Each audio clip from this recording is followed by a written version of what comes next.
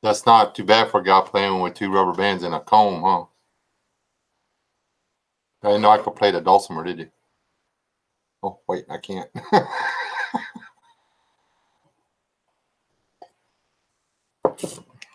That old guy can. Hold on, let me give him the prop here. David Durrence. D-U-R-R-E-N-C-E.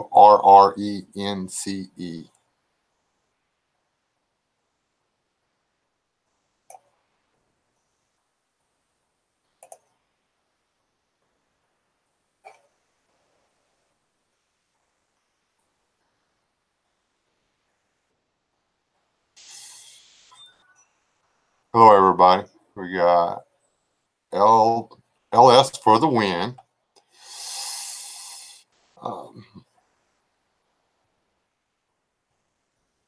She gets the gold, and I'm going to let Kane have the silver, and Sweet Pea, you and Westman can wrestle over the silver, or the bronze, I mean.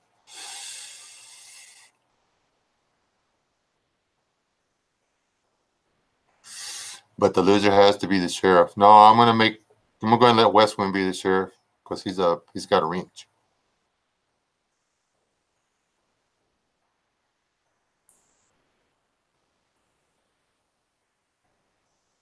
Ooh, don't spoil the show.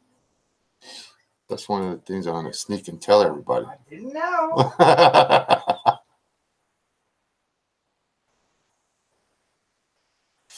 You can tell them. We can just talk about it. I'll let you tell them.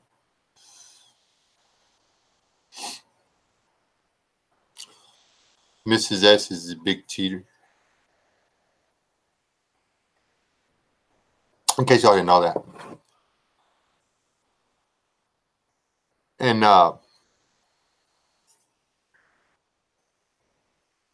BA, if you and Westwind want to jump in with me here in a little bit, I'll send y'all a link. I just wanted to get it warmed up first. I was setting up the live stream and the dog started barking, so I went outside with the firearm to rescue the world from the hoot owl. She's never dealt with an owl before. She doesn't know what it is. It's driving her nuts. So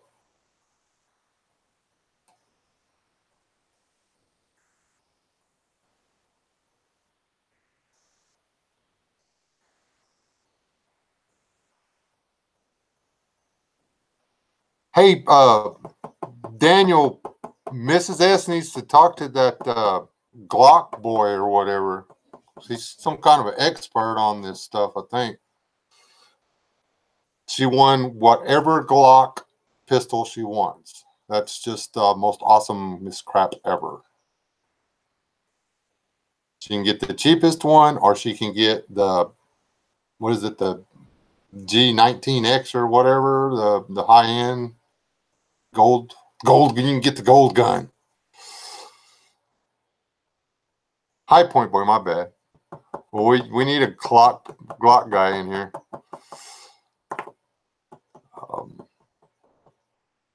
Yeah, the not quite military version, the Glock 19 on a 17 frame or whatever.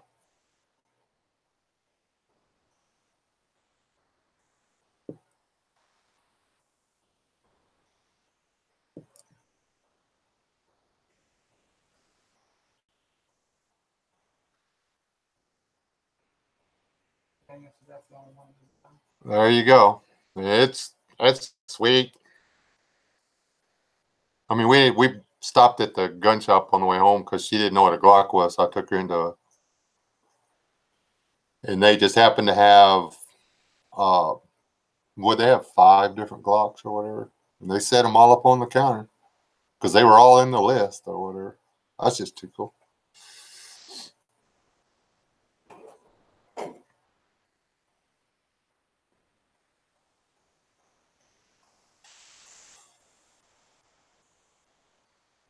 Yeah, and she got it for $20.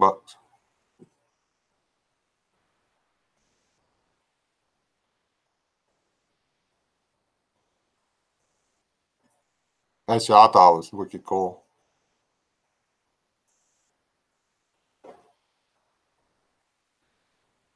Oh, that's right. Phil M. Rivers is a Glock guy or a gun guy. Hey, Phil, Mrs. S won her a raffle, which she didn't even tell me she bought a ticket, and she gets this brand new gun. It was 2 months ago. I forgot about it. Yo, I would just like to point out that when you asked me if I had $20 so you could send it with Leland, you didn't tell me it was for lottery tickets, for raffle tickets for no gun. So do I get to start the argument you and Don were having about technically who won or whatever?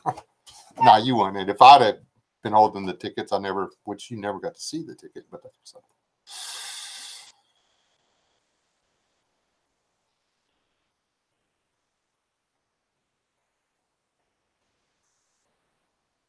But if anybody read the title of tonight's deal, I was trying to figure out what we needed to talk about and everything. And everybody says you've always got to make the hard choices. So I am willing to put myself out there and answer, hypothetically speaking, the hardcore questions, hardcore prepping questions. You know, you can't ask me what you should do about your mother-in-law today. Okay. If you need suggestions about your mother-in-law in Teotihuacan, we'll talk about that. And this is all entertainment. It's meant in a very lighthearted and joking manner, and nothing I say is to be taken literally or seriously. Yes, Trevor. We're still having the meeting tomorrow. Oh, yeah, and yeah, it's a good time to text.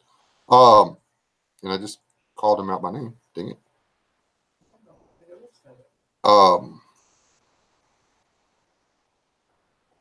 Anyway, remember, for all of you out there in Texas or the surrounding states, or if you want to come down from Washington, I don't care.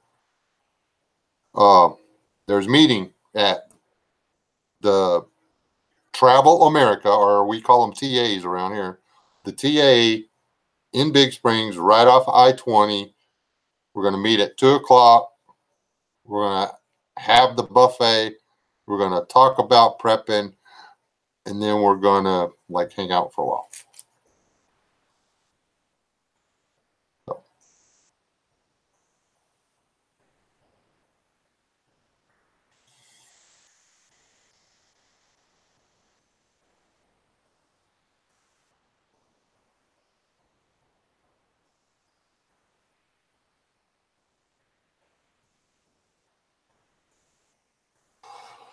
How to keep from having a mother-in-law? I can answer that one real quick. Marry an orphan.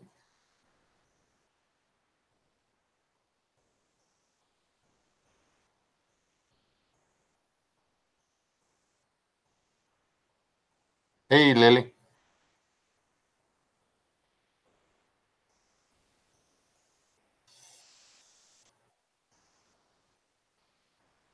What's unlisted?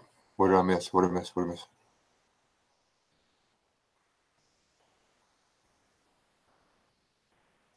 AC 103 and Peter Stipends. That's gonna be working.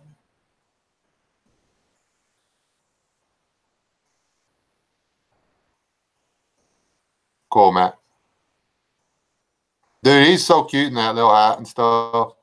No, well, the big hat and the little camo clothes or whatever. Yeah, I ran into a guy today who swore he was never going to have another wife or woman in his life or whatever, and he's chasing or pushing a buggy around for a lady in the grocery store. I was just like, you're such a liar. You can live without women. It's just not as much fun.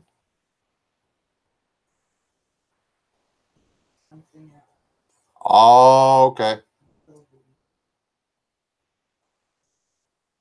Is Steve Foco in here yet? He almost killed me with that. Literally, I was driving. And, yes, and he almost killed us. And she was she was holding the camera so I could kind of see what was going on. So I got glancing and stuff. I busted out laughing so hard at Steve's video thing with the unsubscribed Muppets or Puppets or whatever it was thing. There's a big curve. Long story short, we survived, but that crap is funny. That is a really seriously high bar there on stuff. That was so worth the price of admission.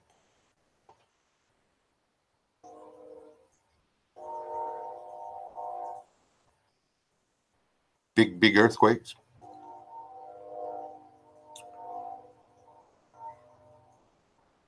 Hey, Walter.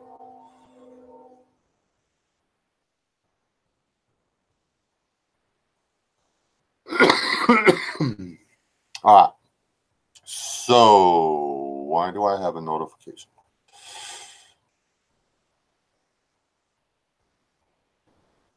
Yeah, no joke. The tape rocks. All right, Matei Brock. Glad you're here. Stick around. We're going to get crazy tonight. I'm really hoping tonight's going to be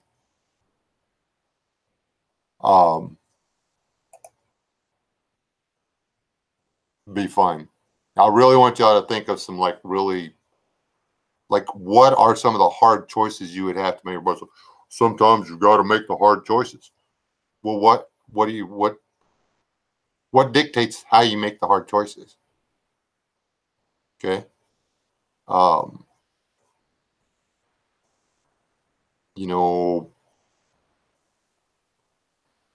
Quite honestly, let's say, I'll throw my own first question out there because this is who asked me a question. You got to caps it, guys.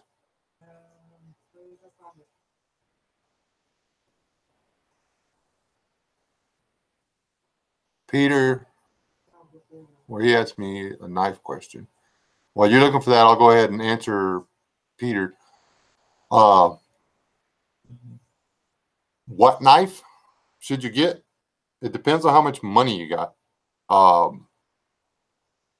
One go-to, do all, not going to break, not going to quit you. You're going to have it from now on as long as you keep it out of the mud. You don't like store it in the mud. The legitimate K-bar Marine combat knife. Yeah. Okay. Barring that, you can get a good buck for $40. You can get a good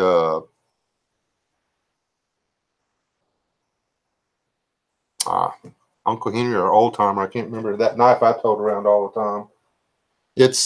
It's still made the way Old Timer used to make their knives, and that's why it's a $40 knife as compared to the $20 Old Timers.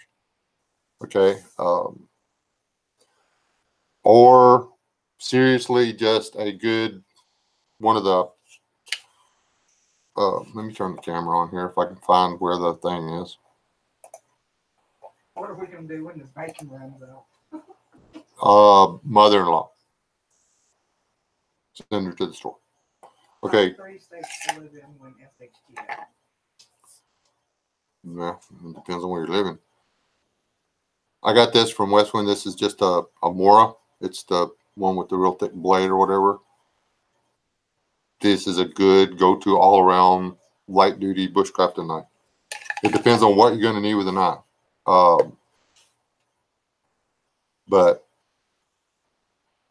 the Buck 119, I believe. Anyway, the big, which was the World War II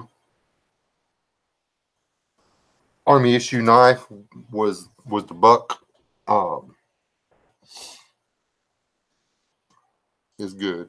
Now, some of them are Chinese made now, and I don't really like the quality of the stainless on them. That's the downside to anything. Is I'm sorry, there are reasons to buy American made or Swedish made, or you know what I mean. There are reasons to buy other than Chinese made stuff. So just keep that in mind.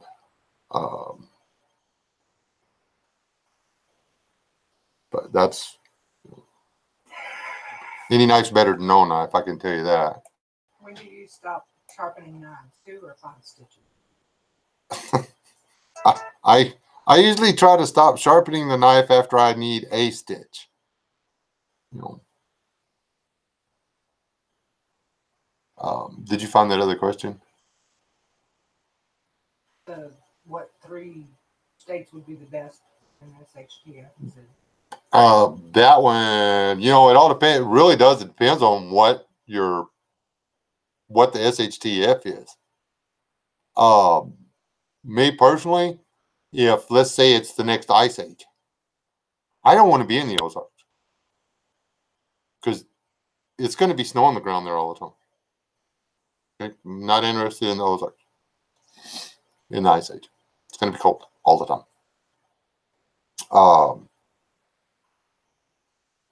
The eastern half of Texas, not interested. It's going to flood constantly. I mean, the rivers are going to swell. They're going to leave their banks. They're going to stay out of their banks a lot.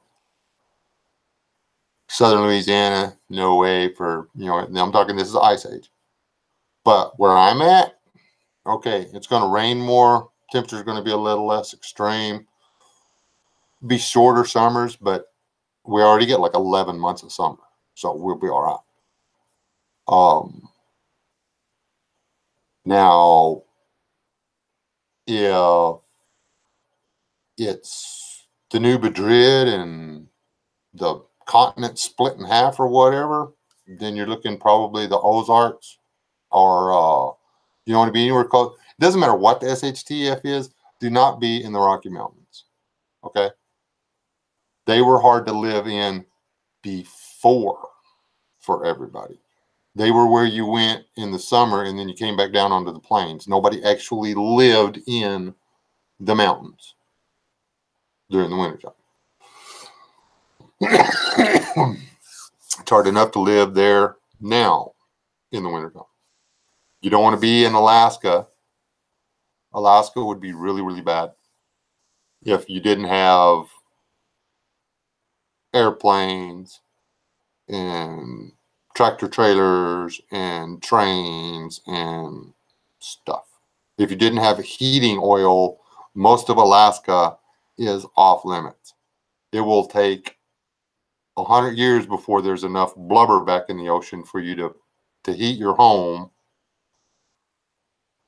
from animal fat the way it used to be done in Alaska. Okay, so there's problems with everywhere. If I had to pick a state, or if I had to pick 3 states, California would not make the list. Florida would not make the list.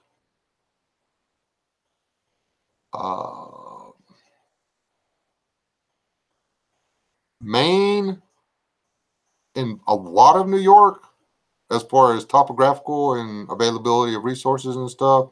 The only problem with politically, I wouldn't want to be anywhere close to New York State. Well, half of it anyway. Upstate New York, maybe not too bad. Chicago, Nebraska. Nebraska is nice and open and stuff like that, but it depends. They don't actually grow any. They grow a lot of food, but they don't grow like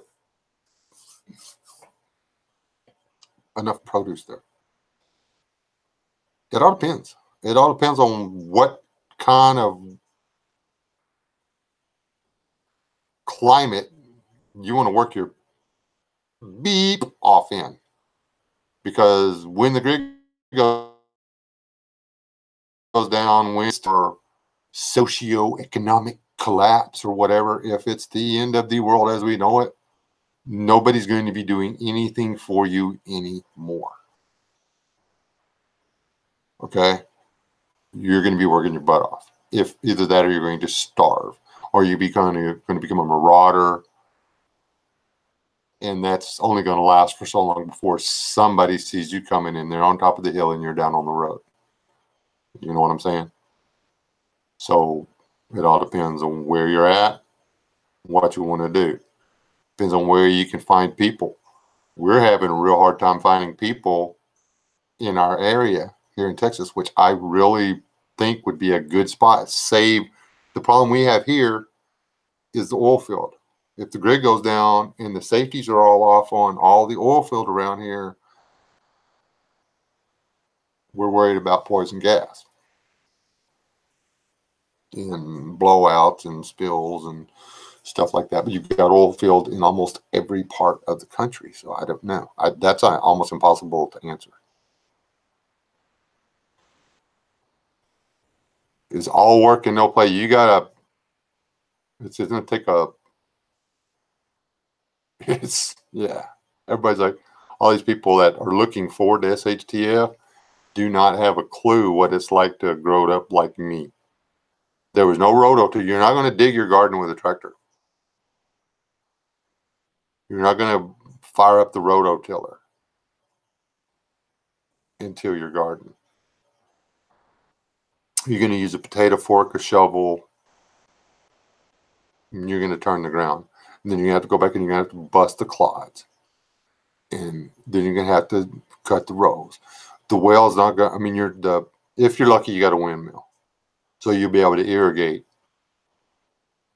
without having to literally haul the water in buckets to the plants. You have to hope that it rains enough to keep your hay going so you can keep your animals going through in the winter.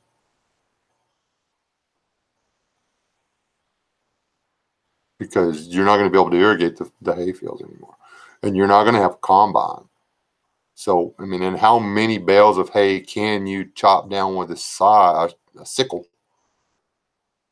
and stack yourself? So how many animals can you keep alive through the winter? It's, tribe, people, a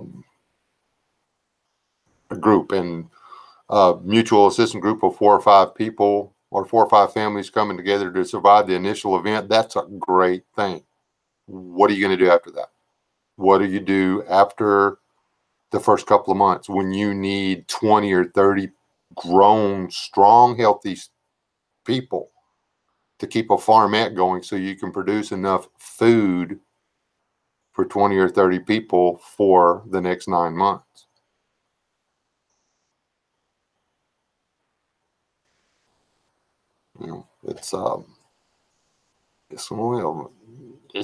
Milwaukee's not going to be a vacation spot. What else we got? Any more good questions? Yeah, see, it rained, and then they couldn't get in to hay it, so all the hay died in the field, and I don't know what they're going to be able to do with it. I don't know if they're going to be able to harvest it or not. They'll have to harvest it to dry hay, but now they've got to wait for it to dry out and completely go dead. So.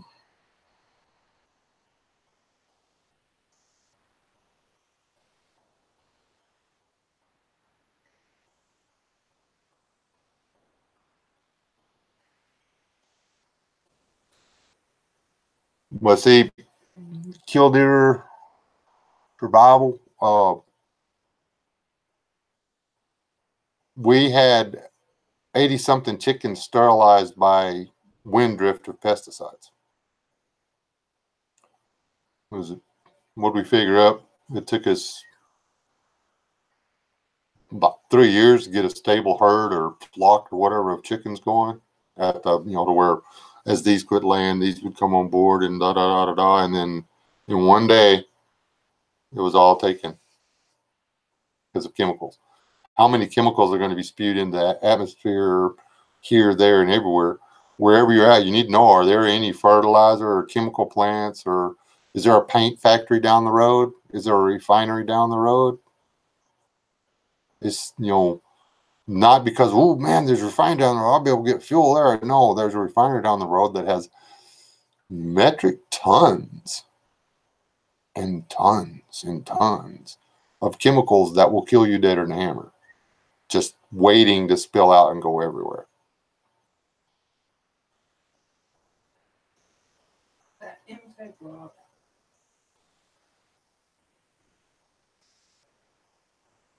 And I sort of answered.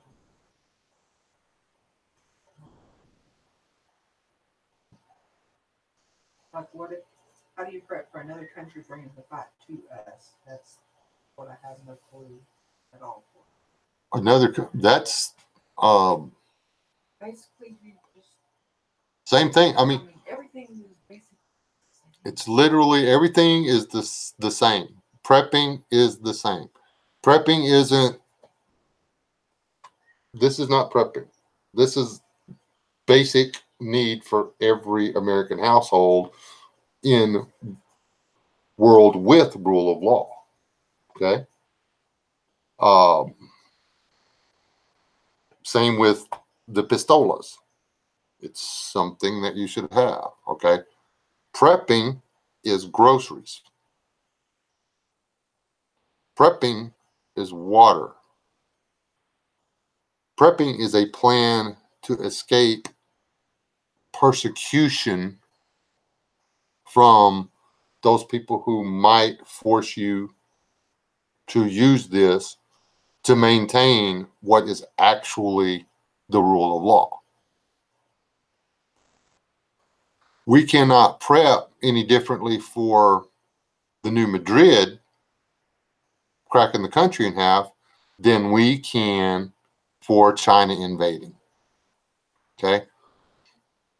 We can't prep. Well, I was about to lie to you, so I'll change it. We can't prep any differently for an ice age than we can for a worldwide drought. You need food and water to stay alive. Without food and water, you've got shelter. We all have houses. We can throw a tarp together. We can dig a hole. We can do whatever. Shelter's really not that hard. What's hard is food and water. Okay? Now, you can't live in fear of everything falling apart. That's a mistake. That will kill you before it ever falls apart. That will cause you to burn out on prepping. You have to live your life. You have to go day by day by day, do what you got to do, go to work, barbecue. I have got to go turn the stove off. Well, you could have said.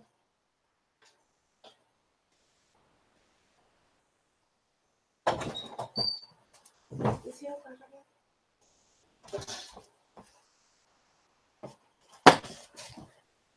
I would just like to say that YouTube is trying to take over my Xbox right now.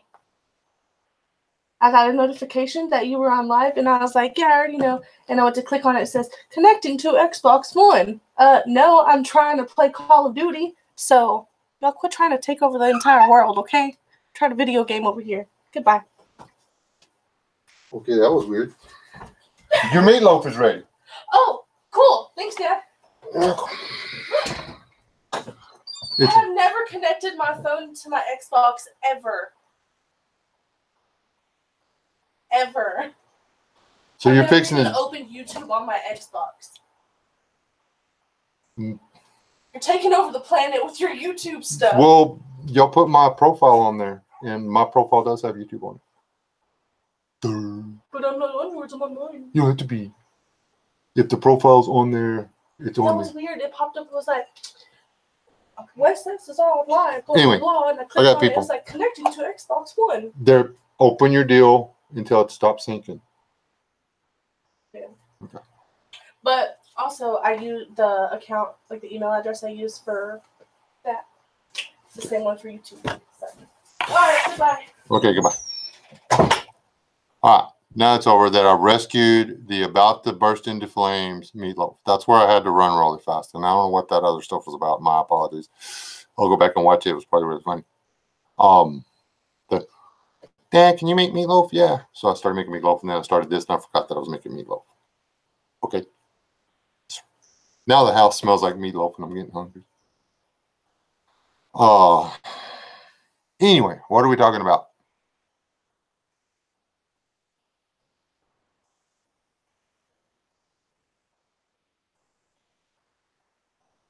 All right, Peter.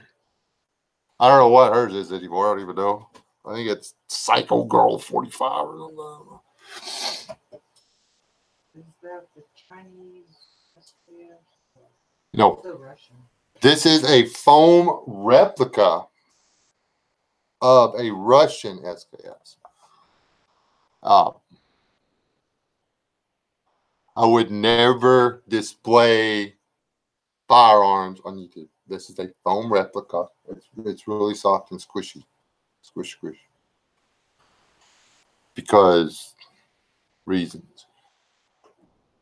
I have like foam replicas of guns. I'm basically a nonviolent person. I don't believe in firearms.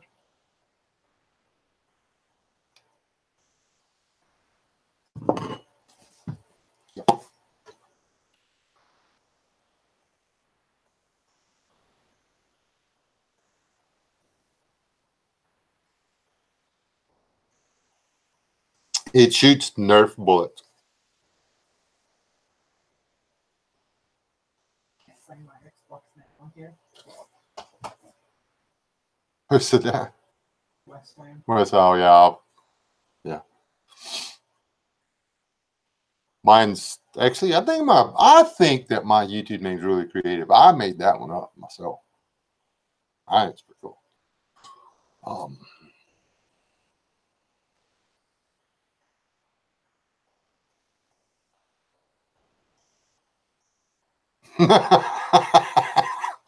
Okay, bro. I got like foam replicas and stuff.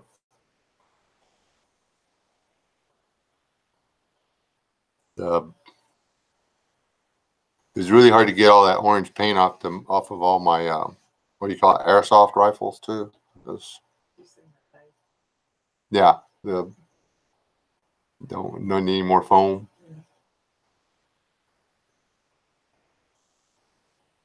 Anyways, step one still here.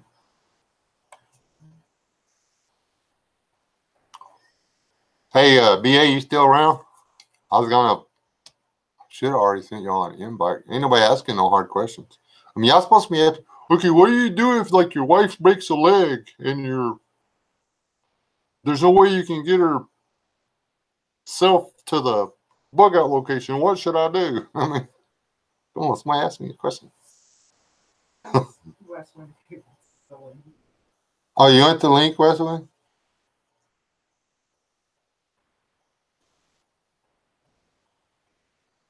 And I was gonna send B the link. I may do it anyway. I'll send the link if you don't show him. Then, Matt's got a baby.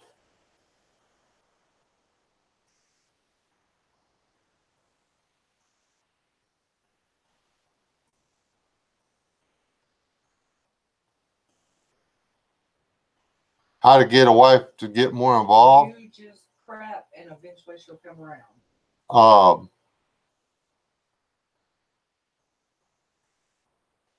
Mrs. S says you just continue to prep and eventually she'll come around. What I say is that you continue to prep, but then you put feeders out there on various social media networks that you're in the market for a woman who's more into prepping, and then let your wife find out about it, and she'll either get on board or get out of the way. And then you can like talk to one of them other girls about it. And you just like do like that. Just like start over. You don't want like the primary part of your mag to be against what you're doing. That's all I'm saying. I'm not saying I support divorce or anything, because that would be wrong. Remember, this is supposed to be humor. Calm down.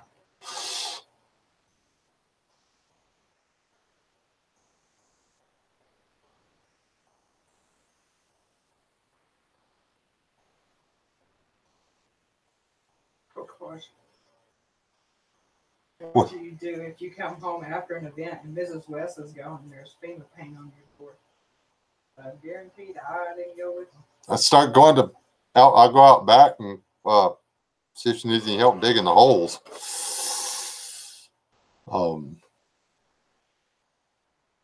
Because rule 1, get rid of the vehicle. Rule 2, get rid of the bodies. Don't put them together because they'll be able to track it back to you. Make it look like they went somewhere else.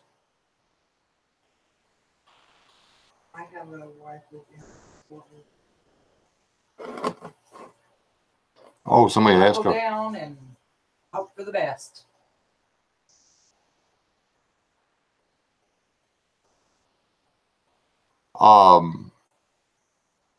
That's a legitimate hardcore one. That's all you can do.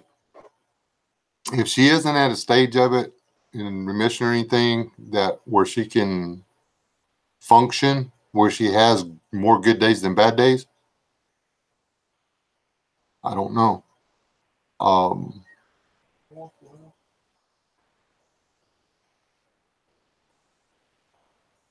Can you physically support her? Can you, when she can't walk, can you walk for both of you?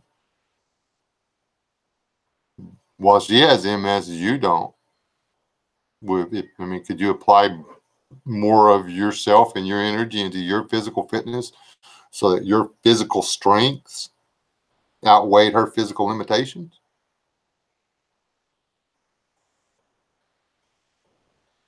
Because then you can do something for her. If there's no way that you can make up for her physical limitations with your physical strengths, then that's it. Y'all's only hope is to stay put, stockpile medications and herbs and stuff and stay put and pray that the lights come back on, and they come back on fast. Here's a question. What do you do if the government outlaws all your guns? Do you move to another country or rebel? Hide out and rebel. You ask them what they have against foam replicas. Yep. Hypothetically speaking, if the government outlaws all of your firearms, if the United States government tries to outlaw all firearms, or any firearms, there we go, any more firearms, hypothetically, I believe that the correct course of action would be to contact your friends, family, and neighbors, including those in the military who support the Second Amendment, and perhaps see if there was some way to have a rally and redistribute the government's authority, say, to the populace of the country, not the leftist radicals or to the Communist Party, but to the Americans who still possess and love the republic, the constitutional republic that is the United States of America. How's that? You go guerrilla. That's your only choice. You can't go toe to toe with, I mean, 1,000 militiamen could not go toe to toe with 200 National Guard, because the National Guard got better bullets. The end. The National Guard has a radio. They can call in and go, "Hey, Bubba, can you fly that jet over here and just blow up that whole canyon?" Ah, sure. Why not? Ain't got nothing better to do. So yeah, you go guerrilla.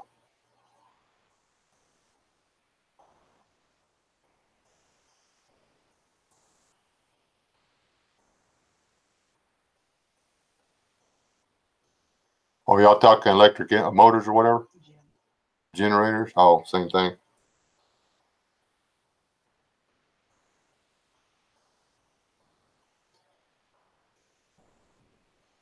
A civil war is probably a better option than most other Yeah, hypotheticals. the worst possible scenario is for Texas to try to separate from the United States. I don't think they would. It would be stupid. It would be suicide. We would get swamped from the south and from within, and we would no longer be free.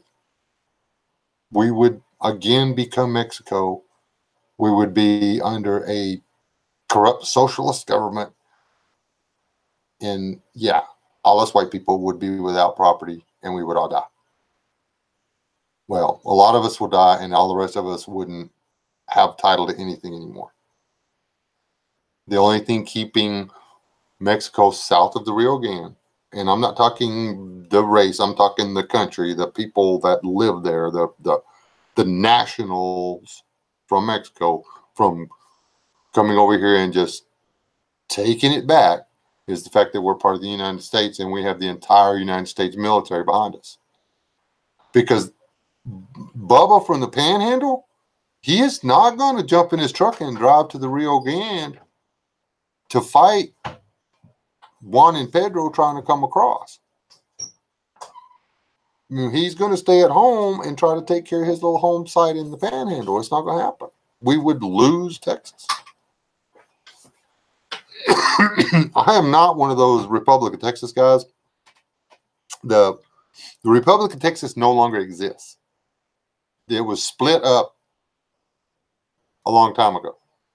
We no longer possess parts of New Mexico, Oklahoma, and Colorado. We no longer possess the entire country of Texas. The state of Texas does not possess all of Texas anymore. We lost the Oklahoma Panhandle. We lost up through, I think we own Denver. I think it was originally part of Texas. I don't know. Texas didn't, when it was a country, didn't look like that. It looked a lot different. Okay.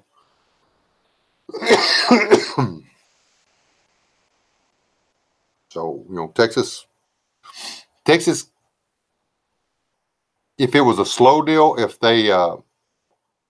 for whatever reason the United States said, you know what, Texas, we're tired of messing with you, we'll spend 4 years separating. And Texas was able to instill a whole bunch more taxes and start drawing, like royalties and this, that, and everything else. If they were able to come up with enough money for a standing military to protect the southern borders, because we would have to have one. We'd have to have a big one. We'd have to have tanks and jets and helicopters. We'd have to have a navy. It'd be pretty bad. Because we already, we kicked America out, or, said we don't want to be part of you anymore. So why would they help us? They would just let Mexico come through and take everything out, and then they could just come through and push the Mexicans back down to the border, and then they would own Texas. We really wouldn't have anything to stand on then.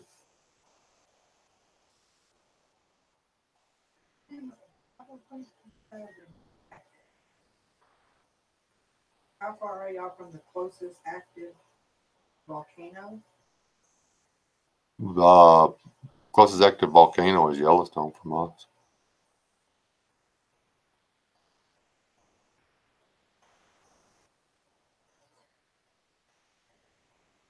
I'm not saying that Texans are weak. I'm saying that Texas does not have what it takes to repel another nation from invading.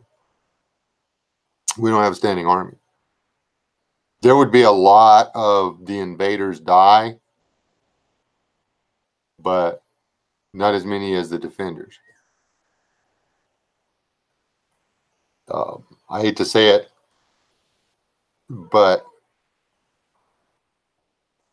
the militia they would be bringing across the border with them would not have the same rules of engagement as our militia would. So our militia would have to be tearing loose and going and getting their families into the United States.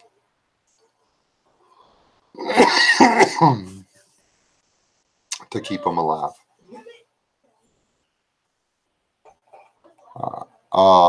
Anyway, let me see if I can get more, invite some people.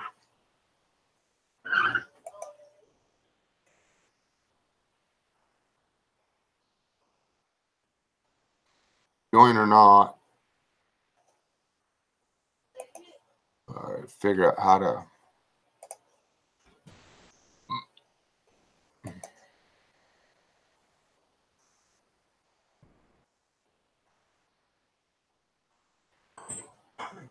Will it not let me do it this way?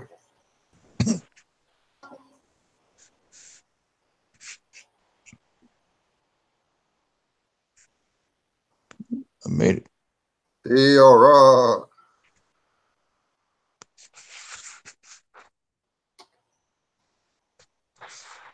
It will not.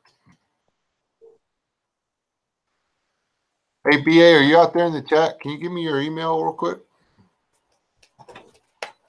What? Huh? Oh, your voice changed. I thought you were talking to me. I'm asking a question, somebody a question. What was the answer? He didn't answer yet. Okay, I gotta do the whole go here and check this and blah blah blah. Y'all can. I'm gonna turn the camera off. Hey Wayne, you talk to him. Hold on, let me do this. You're the new host with the most. Oh, is this thing working now? Yeah, you're working. We can hear you. Sweet. But your official. Close this. Click that. Now I'm gonna go find. Somebody in the chat asked, why don't we take Mexico? Because it's Mexico. Yeah, why do we want the problem with Mexico isn't anything other than the fact that we would have to literally Savage asked a serious question. Serious question. I don't know, what was this question? Oh, depressed person like Mother in the Road. That one? Oh. Like that. Sprinkle apples around them and then like wait for Probably had enough counseling, we can help some. wait for the bears to come up and then use them for bait. Dude, I don't have a clue what you do in a situation like that. What do you think, Westwind? It wasn't a close family member. A depressed person that's suicidal takes a lot of time and manpower. You got to watch them 24/7 for however long until you think they're all right. And that just might not be a possibility. If it's someone else's child, significant other, it would be easier to talk to them. If it's your own child or your own spouse or whatever, they're not gonna listen to anything you have to say. honestly. Not if they're depressed, but they are more willing to listen to other people usually.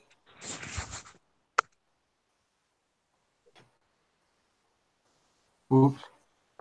Hold on. You could try St. John's wort or rhodiola if you have some stored up, or if you're successful in growing it.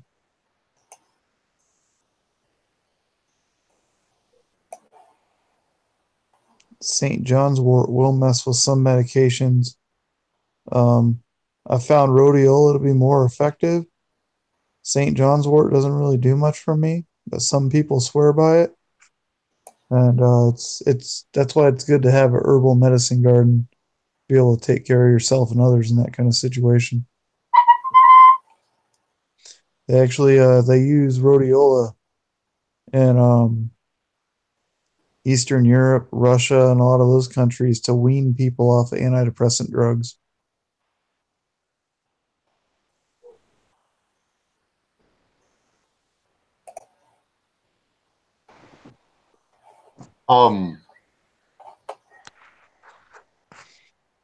That's another good one, Peter.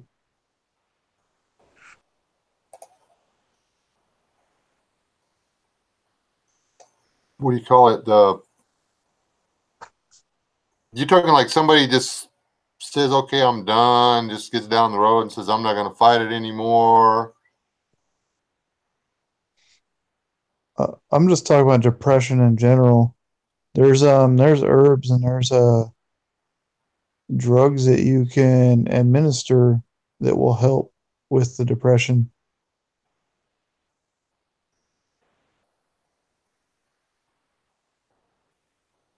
Hold on, who's hiding who and stuff over here?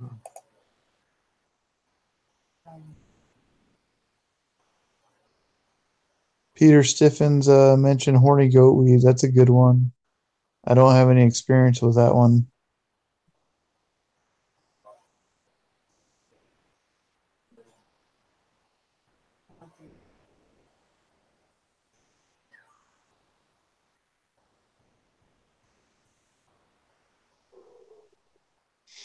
Depression. Okay, I'll undo it then. I was trying to figure out what was going on. Kentucky's. There was an accident. Kentucky just. Hold on. Let me find it. Yeah, that's a good point too, Daniel. If someone does want to kill himself, they'll find a way to do it.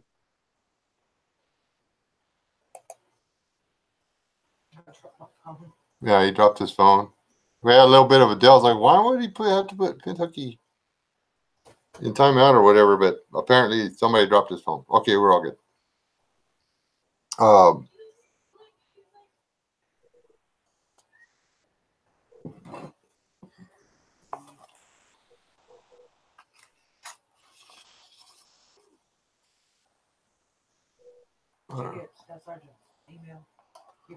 Yeah, I got it. That's why I was gone. I was looking for doing his email stuff or whatever. Hey Tibor. Tibor, I plan on engineering the new barrel boat around that fishing pole, just so you know. I have already got it in my head where I'm putting the rod holder. Okay. But this is in the early stages of planning.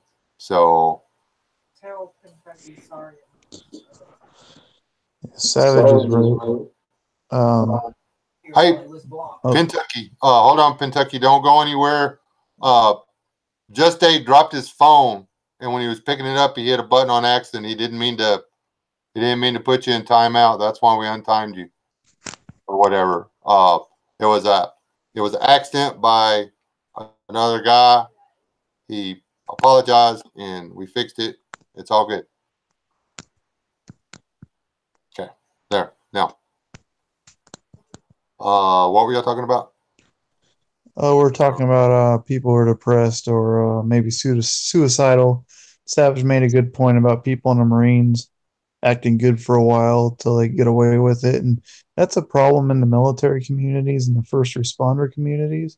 We do a lot of training on suicide and we see stuff like that. So people who are depressed and suicidal, they know the signs and they know what to hide till they can do what they need to do. So it's tough to catch in the military and in the first responder communities. Well, and I'm not trying to rain on anybody's parade or anything. I did call this hardcore prepping questions. The downside to somebody who is major depressed and who has decided that they are done, there is nothing you can do to stop them. They have to change their own mind. Now, if somebody's just bummed or whatever, you can usually talk them out of it. But after somebody makes the decision to end it all, I mean, literally, they think it all the way through and they say, boom, this is what I'm going to do. Especially if they know what they're doing or whatever. And you'll vets, but you talk guys that's been in and out of treatment or whatever 2 or 3, 4, 5 times, they know exactly what lies to tell to make everybody think everything's perfect. So they can get released. You know what I'm saying? So it's tricky. I mean, if it's Tiawaki, world without rule of law, you know, it's totally broke down, and we're 200 years in the past. If somebody gets to the point where they just want to chunk it all, do you really want to spend the next 6 months fighting to keep them alive or change their mind and then have the whole group wind up paying for it? Because that stuff is like cancer.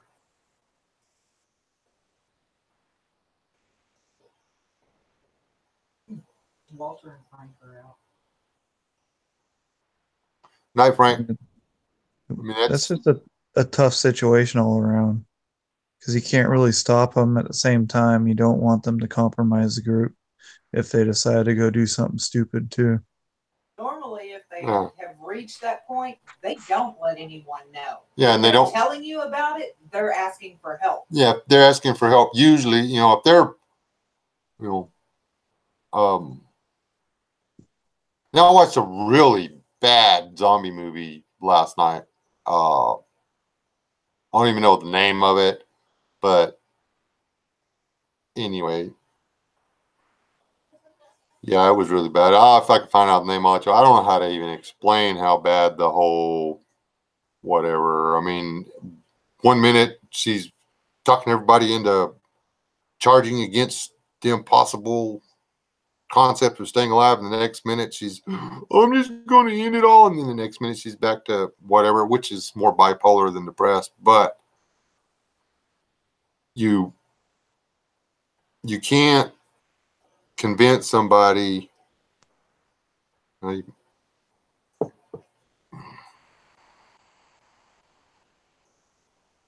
That is why it is so important to get those you love involved in what you're doing now. And I mean, not just like in, okay, we need to buy more groceries, you need to buy more water. Okay, let's go on a hiking trip. Let's go on a camping trip. Let's start bicycling together. Let's take 1 weekend a month and flip the main breaker, and let's live like we don't have electricity. You know, let's start getting used to dealing with the suck now.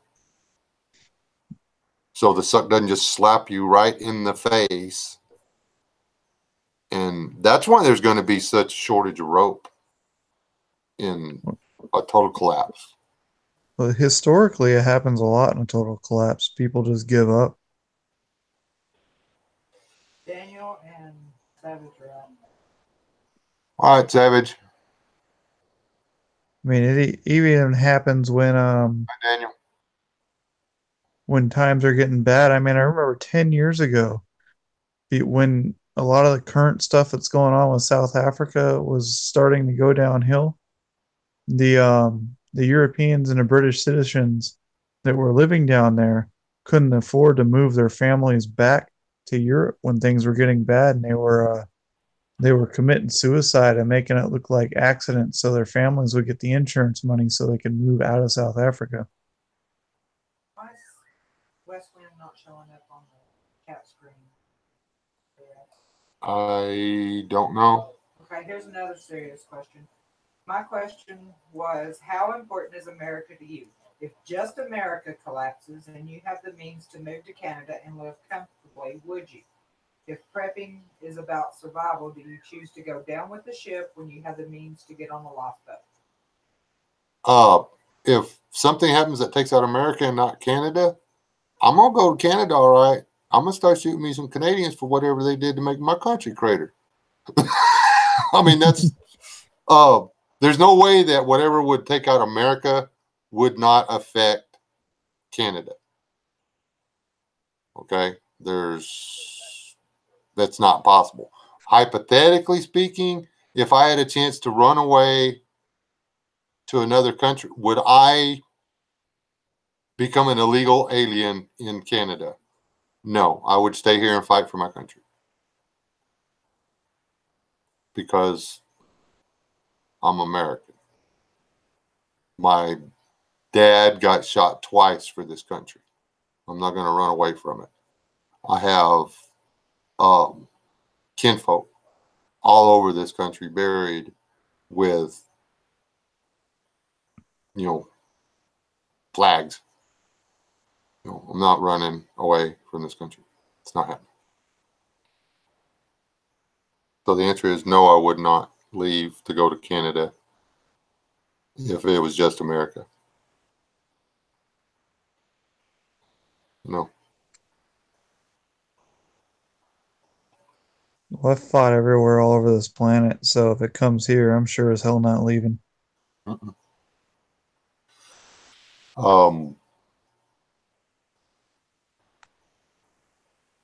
If you're the kind of guy that would flee, that's like the people that are trying to get across or that came up from South America up through Mexico and trying to get in the U.S.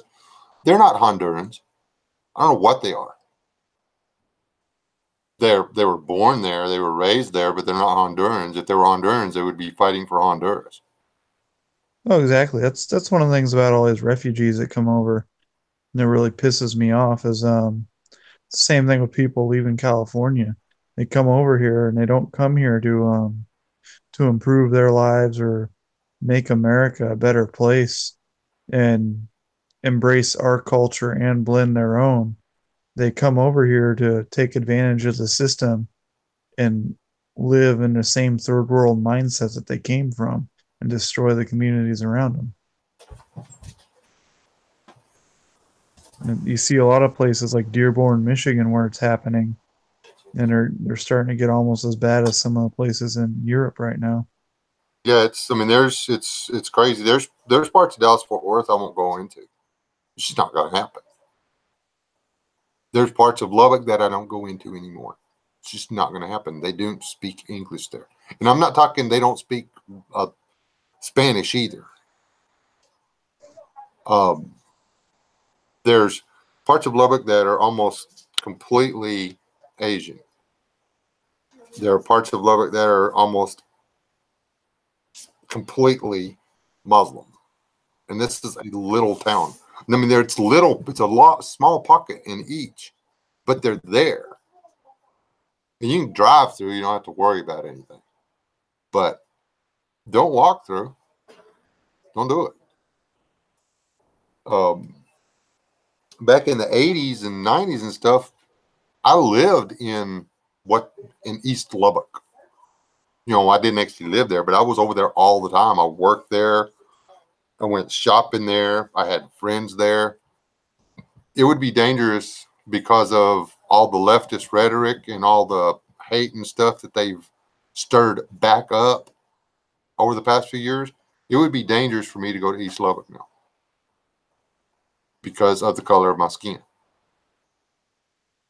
Irregardless of the fact, no, all them people's mama and daddies, it would just not be safe for me to be there. They no longer care who I am. They just care what color I am. And That's annoying.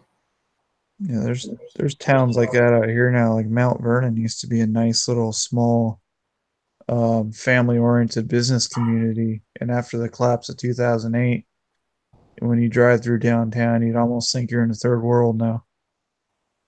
Yeah. Yeah, I think they're talking in the chat over there still about like not leaving if things got bad. I mean, though I may have all kinds of identity crises, the one thing I've always been sure about, the one thing I've always known my entire life is that I am an American. I am a citizen of the United States of America. It is my country. It is where I live. It's where I want to raise my children. It's where I want to raise my grandchildren. It's where I want to see my great, great, great grandchildren come into the world. I want them to be free, intelligent, productive members of America. There's no way I could not just, if I had to leave to save my family, would I take my family to Canada? Probably. Would I then come back and dig up my guns and ammo and start having a party? Yeah. I mean, the possibility that Canada, Mexico, if Spain falls apart, France is going to fall apart. Okay. If Germany falls apart, Greece is going to fall apart. Italy is going to fall apart. Anybody with a connecting chunk of dirt, like if the U.S. falls apart, Mexico's going to fall apart. The U.S. falls apart, Canada is going to fall apart. If Brazil falls apart, South America is gone. Yeah. If South Africa goes off, every country north of South Africa is going to fall apart. Well, if South Africa goes off, Europe's going to get hit hard. I think a lot of the barley and grain is farmed in South Africa that they eat. Yeah, I mean it's all, there's no way that the level of stupidity that they're trying to do is not engineered. You know what I'm saying? There's no way that they can honestly think that they can negate do away with the guys that have been making the food for forever and continue to make the food. There's no way that you can take out the people responsible for the economy and have the economy stay strong.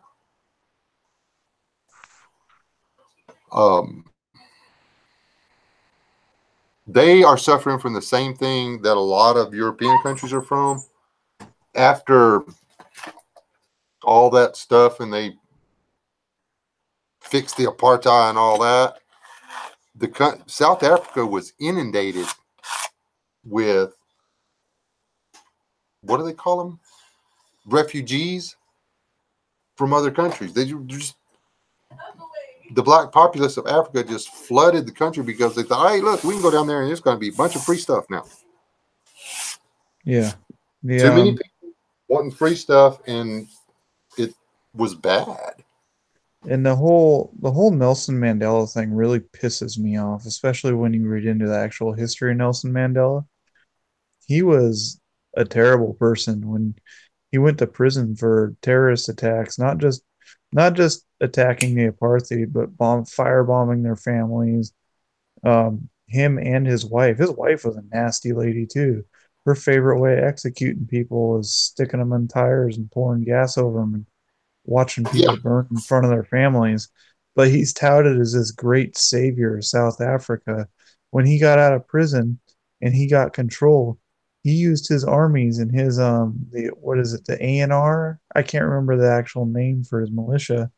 They became the saviors of the land, and they killed more Africans than they did white people, stabilizing the country, running around basically in a giant power grab, taking out the smaller cartels and militias. Now, don't be telling the history. You got to stick with the MSM narrative there, buddy. That I was raging angry when all that stuff about his funeral was going on, and nothing for like a year or two straight about how great of a person he was. It's bad in South Africa, and it's going to get worse. It's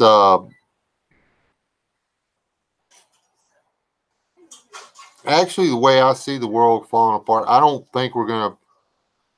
I think the high altitude nukes and stuff that are going to cause the EMPs and stuff are going to come after the initial fall. I think the initial fall will pick your poison. Say South Africa, and then their neighboring countries fall into chaos over the next 6 or 8 months. That puts a huge strain on the food in Europe. Europe has all the refugees that went there so they could eat, supposedly. All of a sudden, there's not enough food to go around. They're going to assume that the shortages are just on that, which they will be correct in assuming that the food shortages that they're experiencing are indicative to their class of people. So they're going to start burning stuff to the ground. So then Europe's burning. Okay. The situation in the socialist country that we're doing our level best to destroy down there in South America, Venezuela. Venezuela, when it implodes because of the stresses put on their economy by outside forces, and it spreads into which it's already spreading into when they overload the neighboring countries, and all of a sudden you can't get coffee or whatever that comes from sweet potatoes, raisins, whatever you get from South America. I don't even know what they grow down there. They grow stuff. I know they grow stuff. Bananas. It's going to affect the entire thing. There's going to be a country here, a country there. Boom, it's going to spread like wildfire. But it's got a lot of ground to cover. And then something's going to happen in between. Nobody talks about it anymore, but India and China are still at each other's throats. Those two governments are they're nuclear capable governments. And they're constantly at each other's throats over stuff. China is flat putting it to India, and India has had enough. They dammed up all the rivers. India can't irrigate their crops. People in India are starving to death. Well, that's what's happening in northern Arizona. They dammed up all the rivers and are piping the water to Vegas and California, and the whole northern state used to be grazing and farmland. It's all dried up now. Jen, it's not getting any better. And this all, and I know we did the Illuminati thing last week, but it all boils down to that. Them and Nayans or whatever. Well, you got that small handful of people that own just about all the corporations, the super rich who literally have nothing to do, but the only thing that they can do is get more power because they have everything. Yeah. And you've got people who realize that they have all the money and all the power and are willing to sacrifice, literally give up everything, every value they've ever possessed, and become a party to what these people are doing. know a person personally that literally has switched completely from one way of thinking to as far left as you can get, and everything has been roses ever since. But this is a guy who was invited into the club. You know what I mean?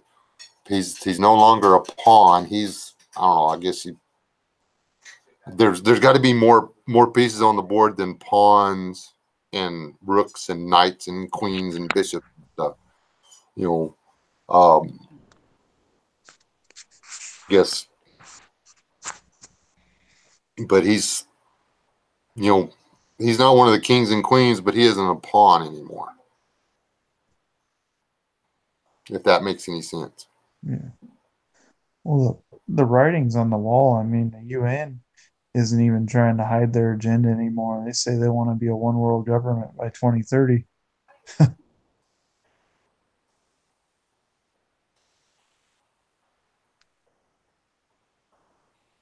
Yeah, there's no way you can't form one world government from a bunch of countries without bloodshed, because trust me, do they honestly think that Mexico is going to jump online with the one? Well, actually, their government's probably all for it, because they get to keep control of their state. Just all the money is theirs.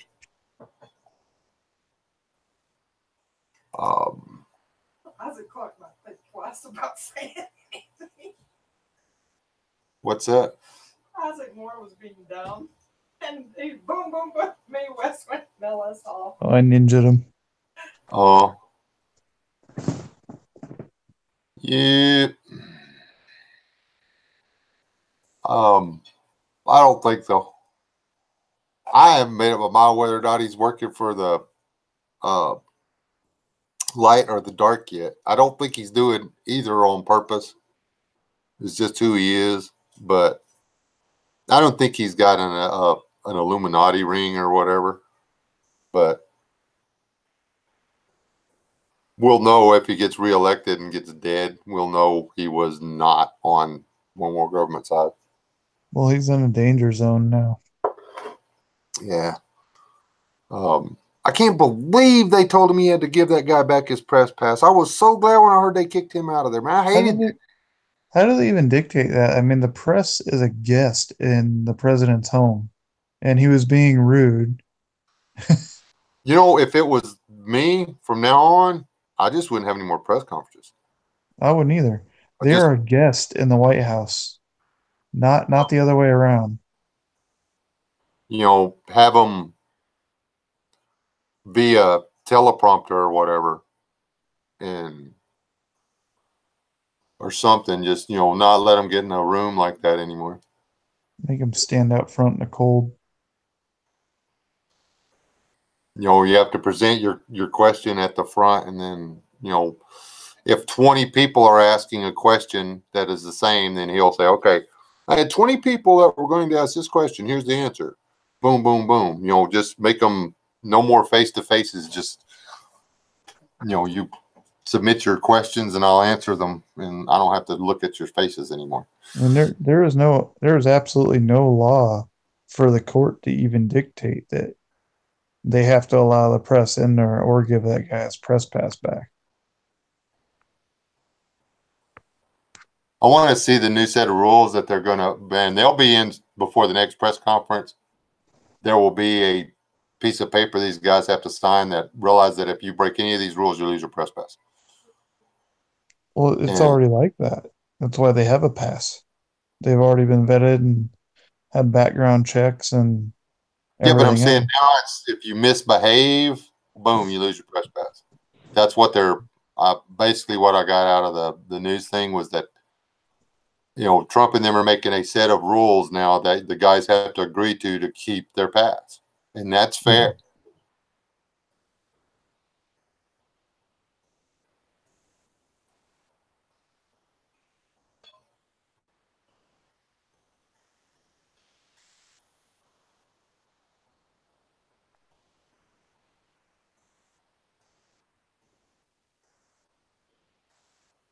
Brian says he's missed some of the meetups or whatever, and if anybody wants to have a impromptu meetup, hit him up.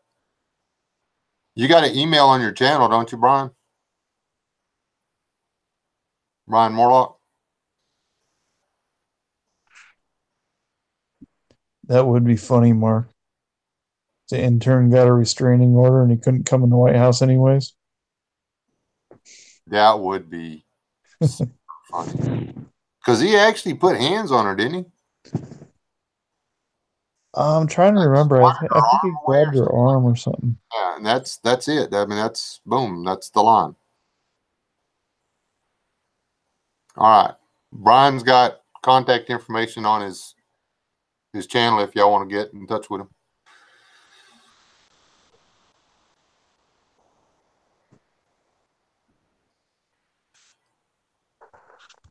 I bet the White House reinstates their charges.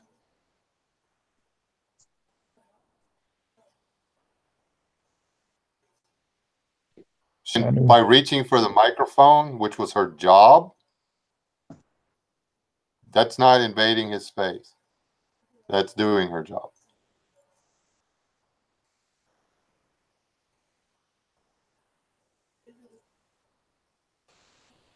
Acosta dude, I mean, every time he would ask a question, I would flinch, because all he wants to do is make people hate other people. He doesn't care about the news. He doesn't care about finding out the truth. He doesn't give a crap about the truth. No, he's just being a jerk. Don't get me started on Obama and Netflix. You had no right to snatch the mic from him. Who was that? Sergeant Janes? I'm upset that The Punisher isn't coming out this year on Veterans Day. They had to push all their good shows back because they did that Obama contract and dumped all their money. Now I can't watch The Punisher on my birthday.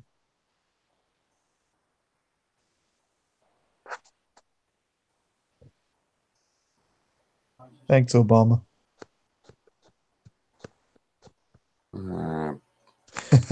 Obama was the biggest mistake the United States ever made. I mean, the guy was new to politics for starters. He'd only been a senator for 2 years. What qualified him to be president? Well, that whole nomination was sketchy. Puppet strings, yeah. I don't even think he co-sponsored a bill. Didn't even sponsor a bill or co-sponsor one. Literally didn't do anything. Yeah, that's came out of voted. He never voted on one thing. He abstained from everything that came before him while he was a senator. Never voted on anything. Damon, I'm gonna go ahead and say this right now, that Acosta does not have the right, whether he's press or not. If Acosta came to my front door and knocked on my front door and said, "I'm coming in because I'm the press, I'm gonna ask you some questions," I'd punch him right in the face, because he does not have the right to come in my house. He does not have the right to be standing in my yard screaming through the window asking me questions. He has the right to print the truth.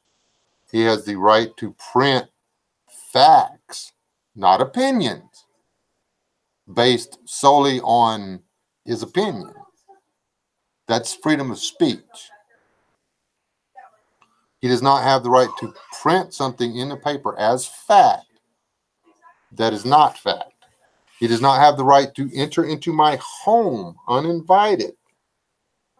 If I invite him in, he can stay. He can ask until I tell him to leave, and then he has to leave. The White House is a residence. It's a little different.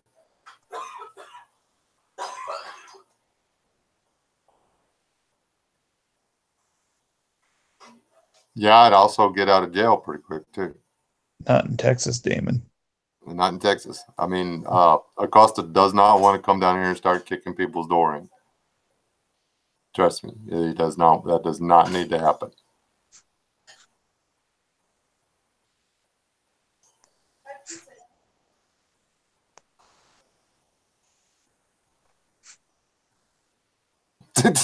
Y'all are just having fun now. Whoops. Yeah.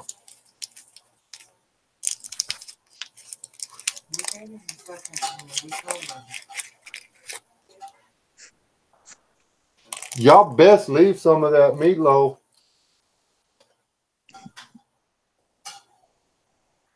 I'm like the meatloaf king, in case y'all wonder. I can make meatloaf, apparently.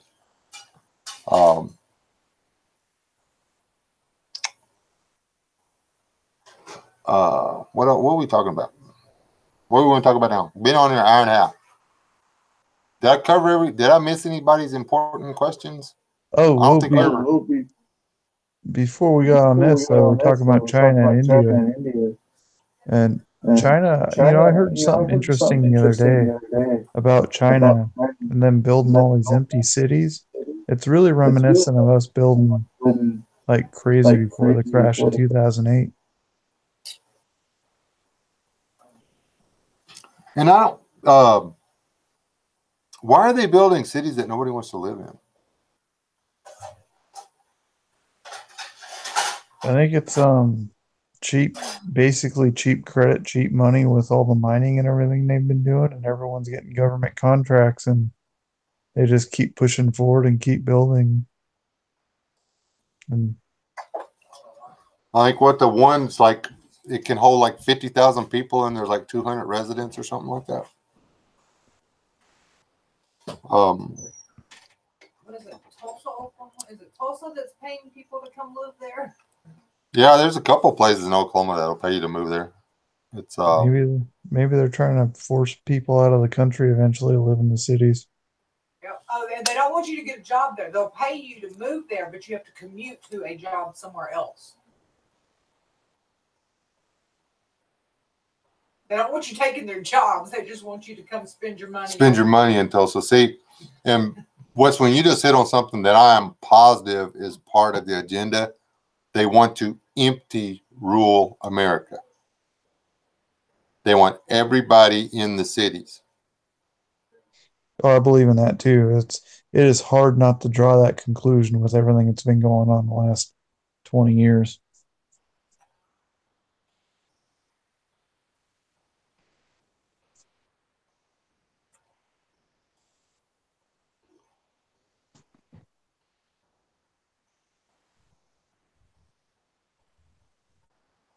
It's easier to control people in the cities when they're compact and in one area versus spread out.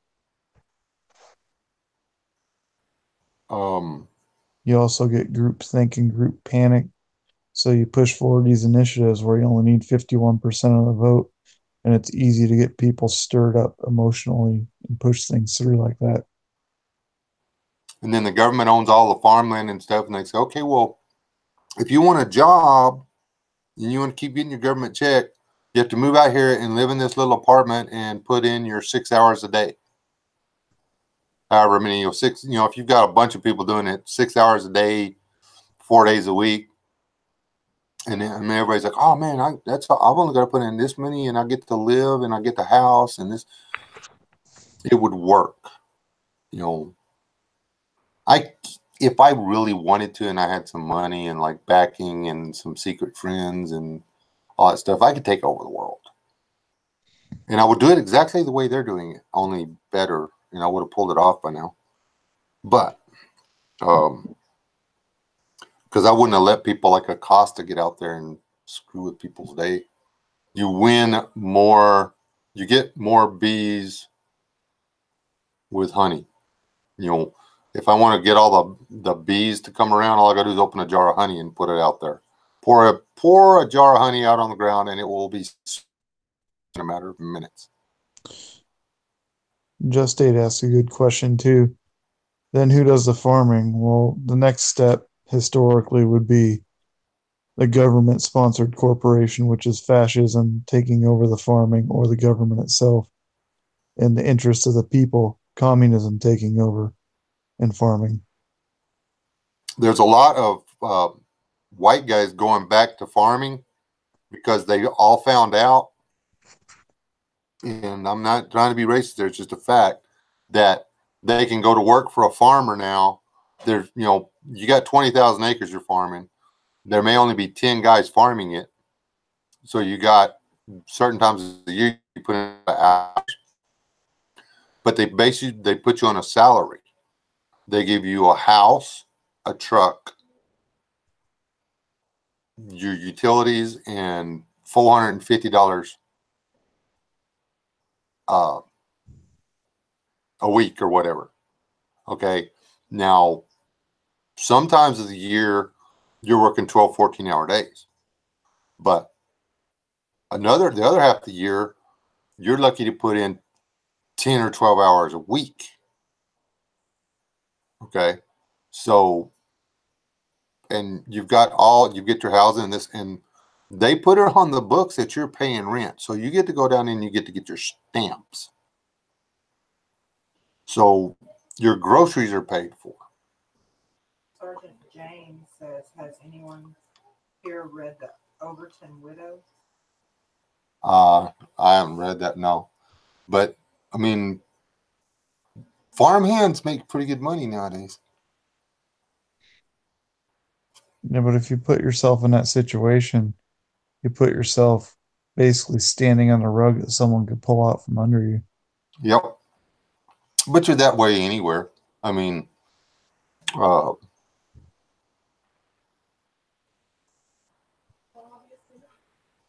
was in the middle of a job and I had it pulled out from under me.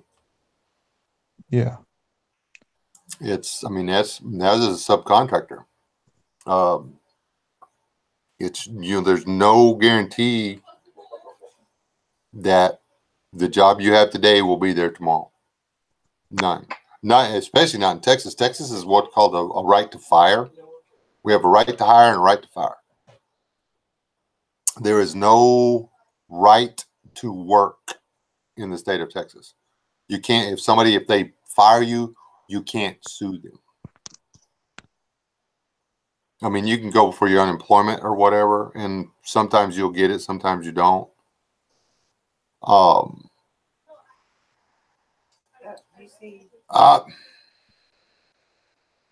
LS, hold on.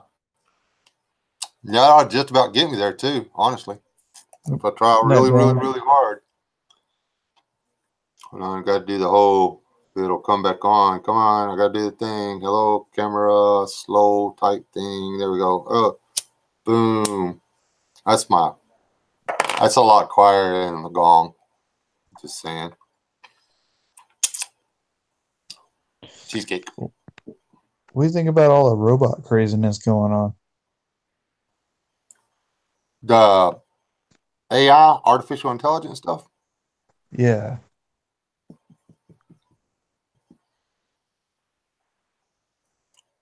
Skynet is everywhere. I used to think that was like the least likely scenario, but at the rate that AI has been advancing and that robots have been advancing and how they're trying to turn everything into robotics, it's kind of scary to think about. Hopefully, we're still a ways away from true AI, but robotics are really good for the top 1% of the top 1%. Okay. Well, they're actually really good for the top 1% because one man or woman, one employee can run a machine that will replace 20 people. So they pay a one-time fee of $2 million for a machine that they can pay one guy $50,000, $60,000 a year to run.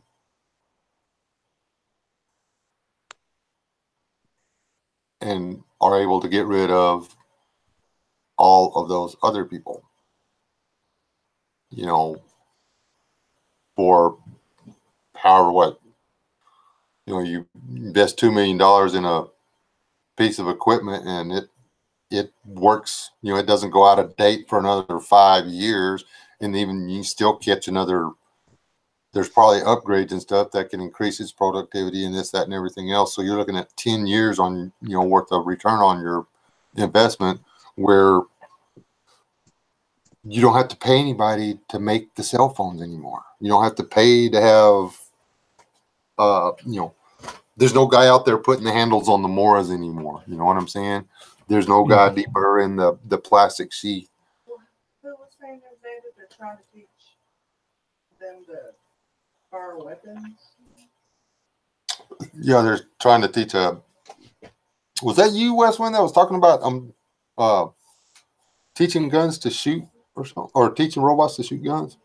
Yeah, so it's one of these groups that does these human-like robots for the government.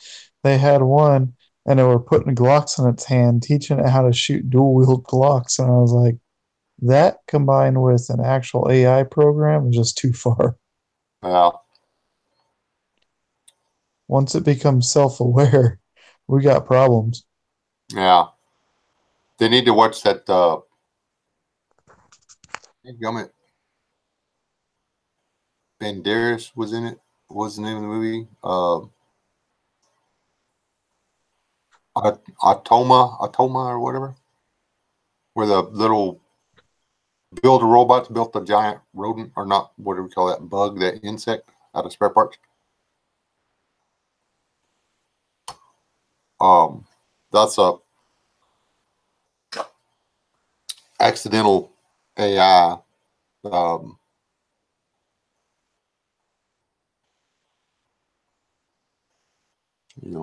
Self-aware is dangerous. I mean, come on. We human beings are like completely and totally covered up with not being very good at stuff. We got our limitations. We have our faults or whatever.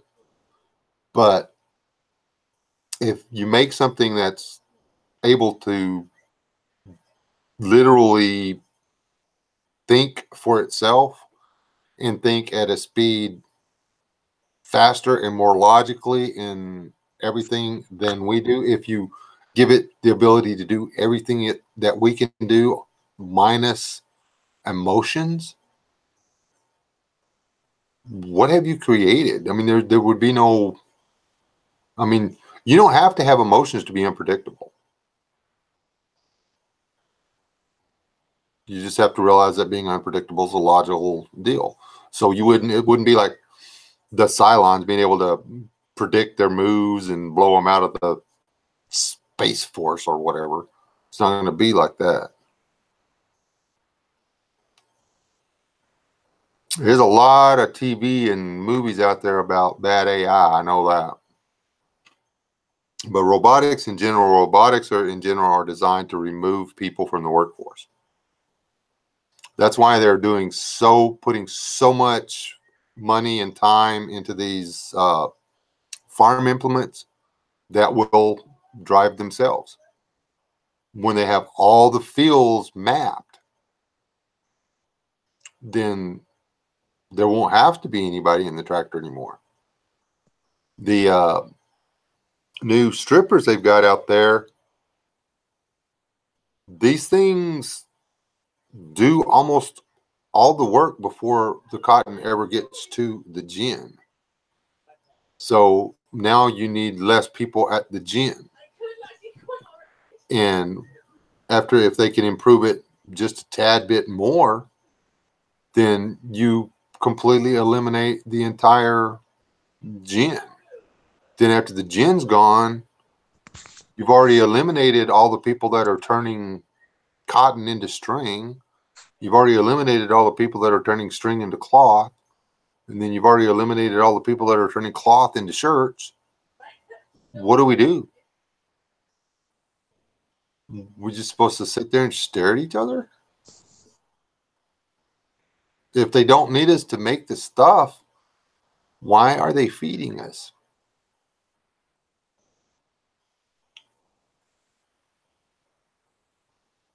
It's just bad business. You got 84 chickens that don't put out an egg a day. What do you do to them? You get rid of them.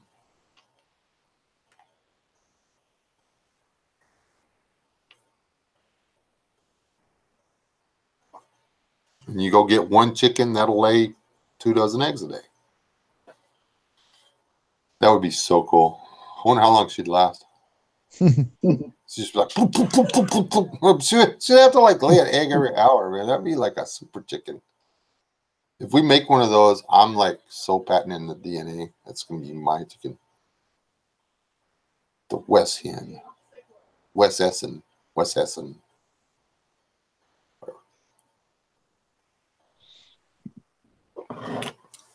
I hate those self-checkouts. I don't use those either. I used one twice. I was forced the second time. I hate self-checkout lines. Just const on them.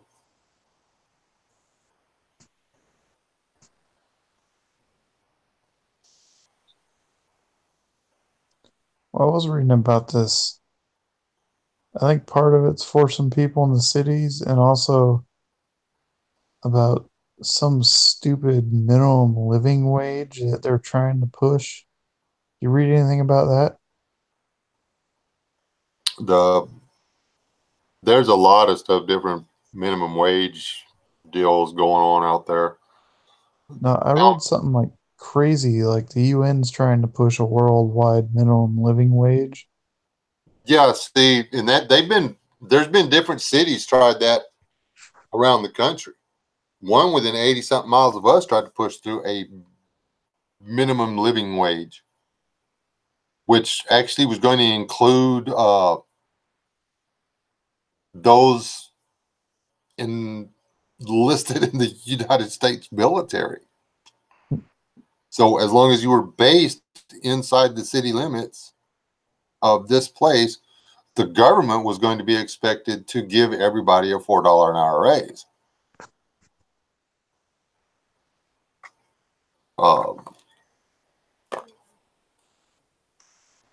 There's socialism doesn't work because it's quite simple. If there's no reason to try harder, you're not going to try at all. Takes all incentive away. It's not everybody can be interpretive dance. Not everybody can do street art. Not everybody can be a clothing designer. I mean, who's going to buy if nobody has a job? Who's going to buy the clothes you're designing? If nobody has a job, who's going to buy your CD? If nobody has a job,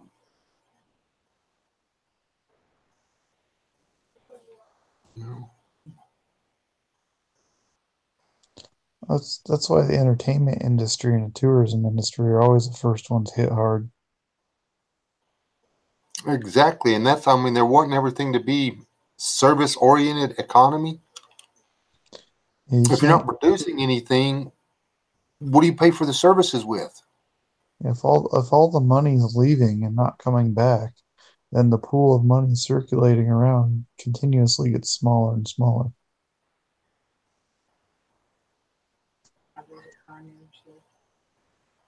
Say again? So if you're having a service economy and you're paying for everything to be produced overseas, you have a large portion of money leaving, and the money's not staying within the cities, within the towns, within the states.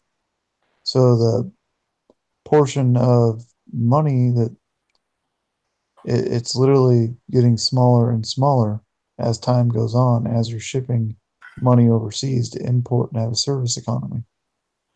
Yeah, and that's, so you have to, you've got more and more people that you're trying to get to spend the money, so you've got to print more and more money to make it available for people to have to spend, which it all feeds right into the toilet.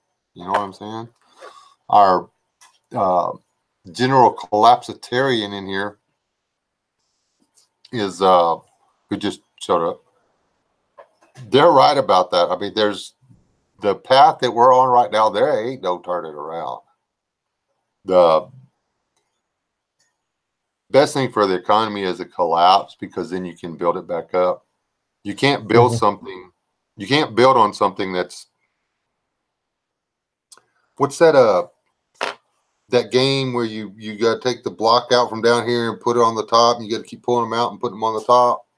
Jenga. Jenga. You're only going to get so high.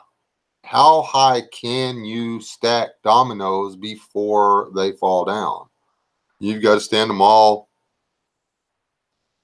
on end or whatever. I mean, you can only keep stacking stuff so high. And it got to a point, where they spread the foundation out and they were able to build on into like a pyramid thing. But now they've got everything, and they're just going straight up off the top of all this. But in order to keep adding to the tower, they're taking the blocks out of the bottom. They're taking the foundation of what makes all this up here work out. What's going to hold it up when it's gone? Nothing. Unless you got robots to do all the work, and then when it comes crashing down and you're up here in the little floating top of the tower,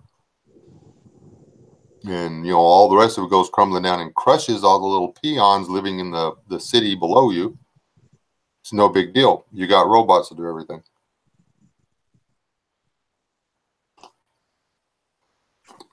And a few people here and there. See, I was not going to get all like into this whole dark mood and stuff. Thanks, Wayne. This is supposed to be fun. You were supposed to ask me serious questions. I was supposed to give you lame answers. That's what I wanted to do.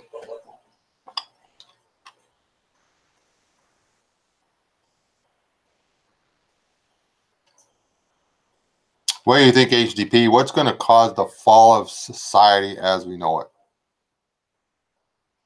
Alice was asking a while ago. What? That are we overdoing this, basically, because it says in the Bible that there's nothing new under the sun. But the Bible tells you that there's going to be a SHTF situation. You better be prepared. We just don't know when it's going to happen, and that's what I told her. Yeah. And she said, but are we worrying about the wrong type of things, because nothing's new under the sun?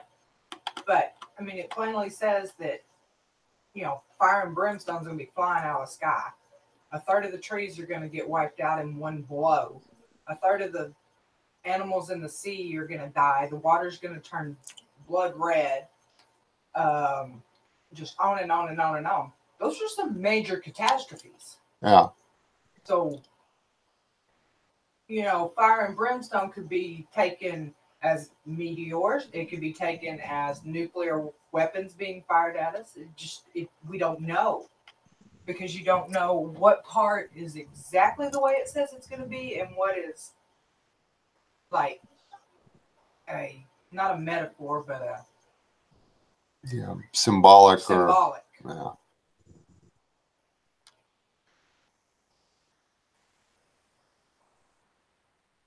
Did y'all catch all that? Yes. Okay. Yeah, we don't have to worry about the flood thing unless you're in Louisiana, and then I wouldn't. But it's that global flooding. He never said he wouldn't let it rain again. He just said he wouldn't cover the entire earth. So there's your difference, I guess.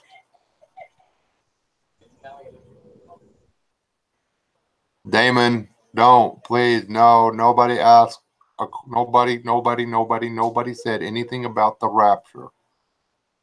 Well, he's saying that he believes in the rapture, so he doesn't believe he's going to be here. And that's his choice. That's him. Oh, man, good luck, dude. Seriously. I hope you're right. There, I can leave it at that, right? Yep. Oh, I sure can. Politicians thought Trump was playing large like they do, but he was sued. You guys growing any winter vegetables this year?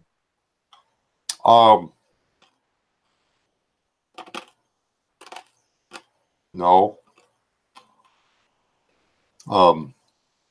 We were still trying to keep our summer vegetables going, but this last little cold, the wind blew the part of the plastic off, and the cold was able to get in, and it killed the tomatoes. Oh, We still had like 20 or 30 pounds worth of tomatoes on the vine. no, wow. And pepper plants and everything else. And When it kills the plant, does the fruit go bad right away, or do you have time to pick it? you can get, if you get out there right after the frost, you can get it, but you got to like do something with it. It'll start to fade pretty quick. The fruit will. It'll get like a frost burn on it. It's, it's edible, but it would have been a lot of canning and pickling, and we weren't actually set up for it. We really thought we didn't know it was going to get that cold. It was only supposed to get down below freezing. It wasn't supposed to get brutally below freezing. So, and I don't know, we may not have lost all of them, just what was uncovered. I haven't gone out there and uncovered it because it hasn't really gotten warm enough. If you leave the plastic on in the heat or the sunlight of the day, it actually warms the ground up. So it gives it a better chance to keep your plants alive at night. And we haven't gone and checked. I know the beefsteak tomatoes, they died. Yeah, the ones on the end. Yeah. That's too bad. Tomatoes are good. Mm-hmm. I don't know what I'm going to do. We were going in there. I was going in there eating 2 or 3 vine ripened tomatoes a day. Just like picking them up and eating them like apples. And I'm not going to be able to do that now, and I'm really sad.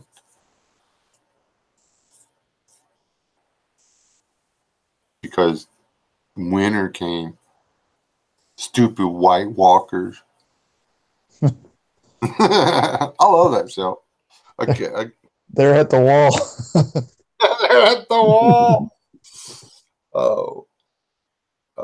Now there's stuff that could be. Ooh, what was the name of that Big Mouth or whatever? Y'all people don't watch that, do y'all? There's some things that just don't belong on TV. The more we find out about what's going on in the world of broadcast TV, see, this show's been out there for a few years, but we haven't had TV in the house for, what is it, 4 years now? We haven't had broadcast TV, cable TV, satellite TV. We hadn't had TV in the house in a really, really long time. Since season 1 of The Walking Dead. Yeah, I haven't had it for a few years either. I just got tired of paying for something that I don't really watch, and almost 90% of the time there's nothing on any of the channels that I want to watch. And it's like brain poison anyway. That's where my next. I'm really thinking that what's going to push us over the edge as far as the collapse and everything is that solar minimum. That's what the last really big worldwide SHTF. I mean, it took out an entire small continent of people in was it the 1400s? No, like 1100s or whatever. The Vikings had taken over Iceland. They were living on the entire thing, and then they died because they got cold.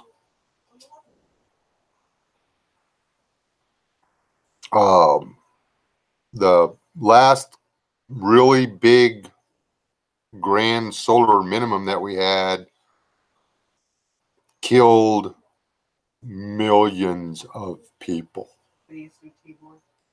What did Tibor say?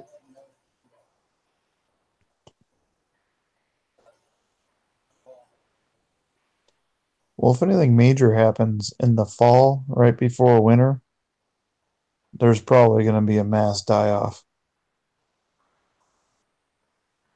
Just because people don't have food in their homes, they don't know how to take care of themselves.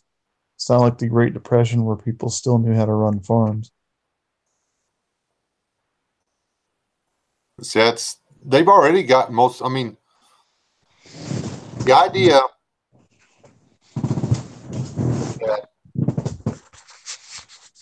someone's grandmother didn't have a garden or an orchard or a milk cow, to me, is alien. Nowadays, when a grandkid, you talk to somebody's little grandkid, the age of my grandkids, and they're like, the notion that somebody's grandparents grow their own food and have a milk cow and live anywhere other than the city is like this alien thing. They're like, what? We have forgotten how to grow our own food. We have forgotten how to sew our own clothes. I mean, the stuff that they're putting out there, and I done hit them one time, the fashion designers, those are not clothes. I'm sorry. Look like, I don't even know how to describe that stuff. Even we've forgotten how to cut hair, people.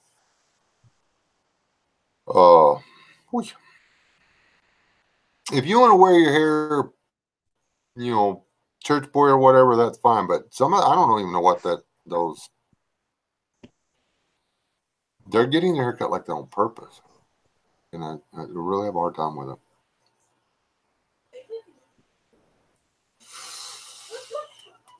Y'all, what do y'all think? This is Mrs. You have to stay out of this one. This is a survey for my viewing audience. What do y'all think about me losing the beard? That'd be kind of. Y'all think about it. Kind of weird. Y'all have seen, if y'all go back and watch some of my old videos, y'all would see me without the beard. It only takes about 6 months to grow this in. It's not like it takes forever.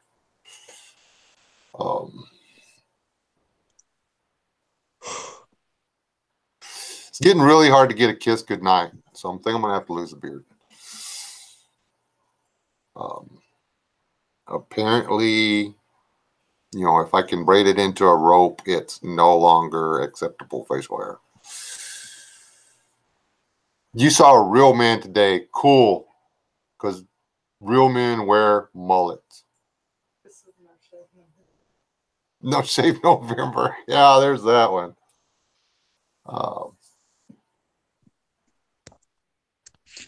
You always trim it.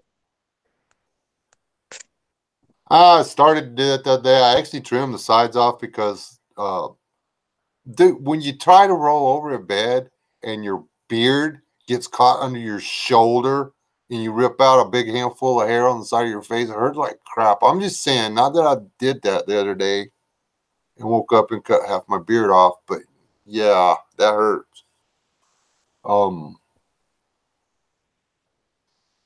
And my chin whiskers, I have to, after I put my shirt on, I have to reach down, I have to take my chin whiskers out of my shirt. It's a little weird. I was actually going to go for a belly button braid, get the beard long enough to go down and actually braid it and put like a little skull and crossbones and go to the next Viking meetup in the springtime. And I was just going to have, my little skull and crossbone pirate beard braid down there, but that got vetoed pretty quick. So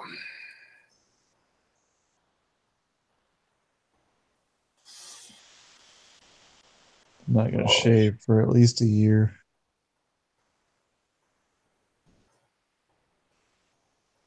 Can't wait. Did not have to shave. Yeah. And that's, I always wear whiskers. My beard usually consists of about a half an inch of hair, which is annoying but acceptable to my wife. Because I got very tender skin. And seriously, man, if I have to shave every day when I was in the oil field, I was miserable. I had to slather my face all the time with all these creams and stuff to keep it from bleeding. Were you part of a respirator program or something, so you had to shave? Yep. If you want to work in the oil, if you want to make the money in the oil field, you have to be clean shaven. It's If they walk up to you at lunchtime, and they do not have to ask either. The safety guy can walk up and put a credit card against your cheek and go against the grain. And if it drags, you get rolled up. So some guys are having to shave twice a flipping day out there. I know guys that keep the battery-powered electric razors, and if they see the safety man come on the site, they go over there and get it out of their deal, and they save. Because they're looking at I mean, they could lose a job that's paying $32 an hour. Yeah. To 11 o'clock shadow, and that's all it's got to do is go. Whoosh. It's just got to catch razor stubble. That's it. And there are safety guys out there that are that big of waffles because they get paid good money. They don't get paid to pass people. They get paid to fail people. They get paid to write people up.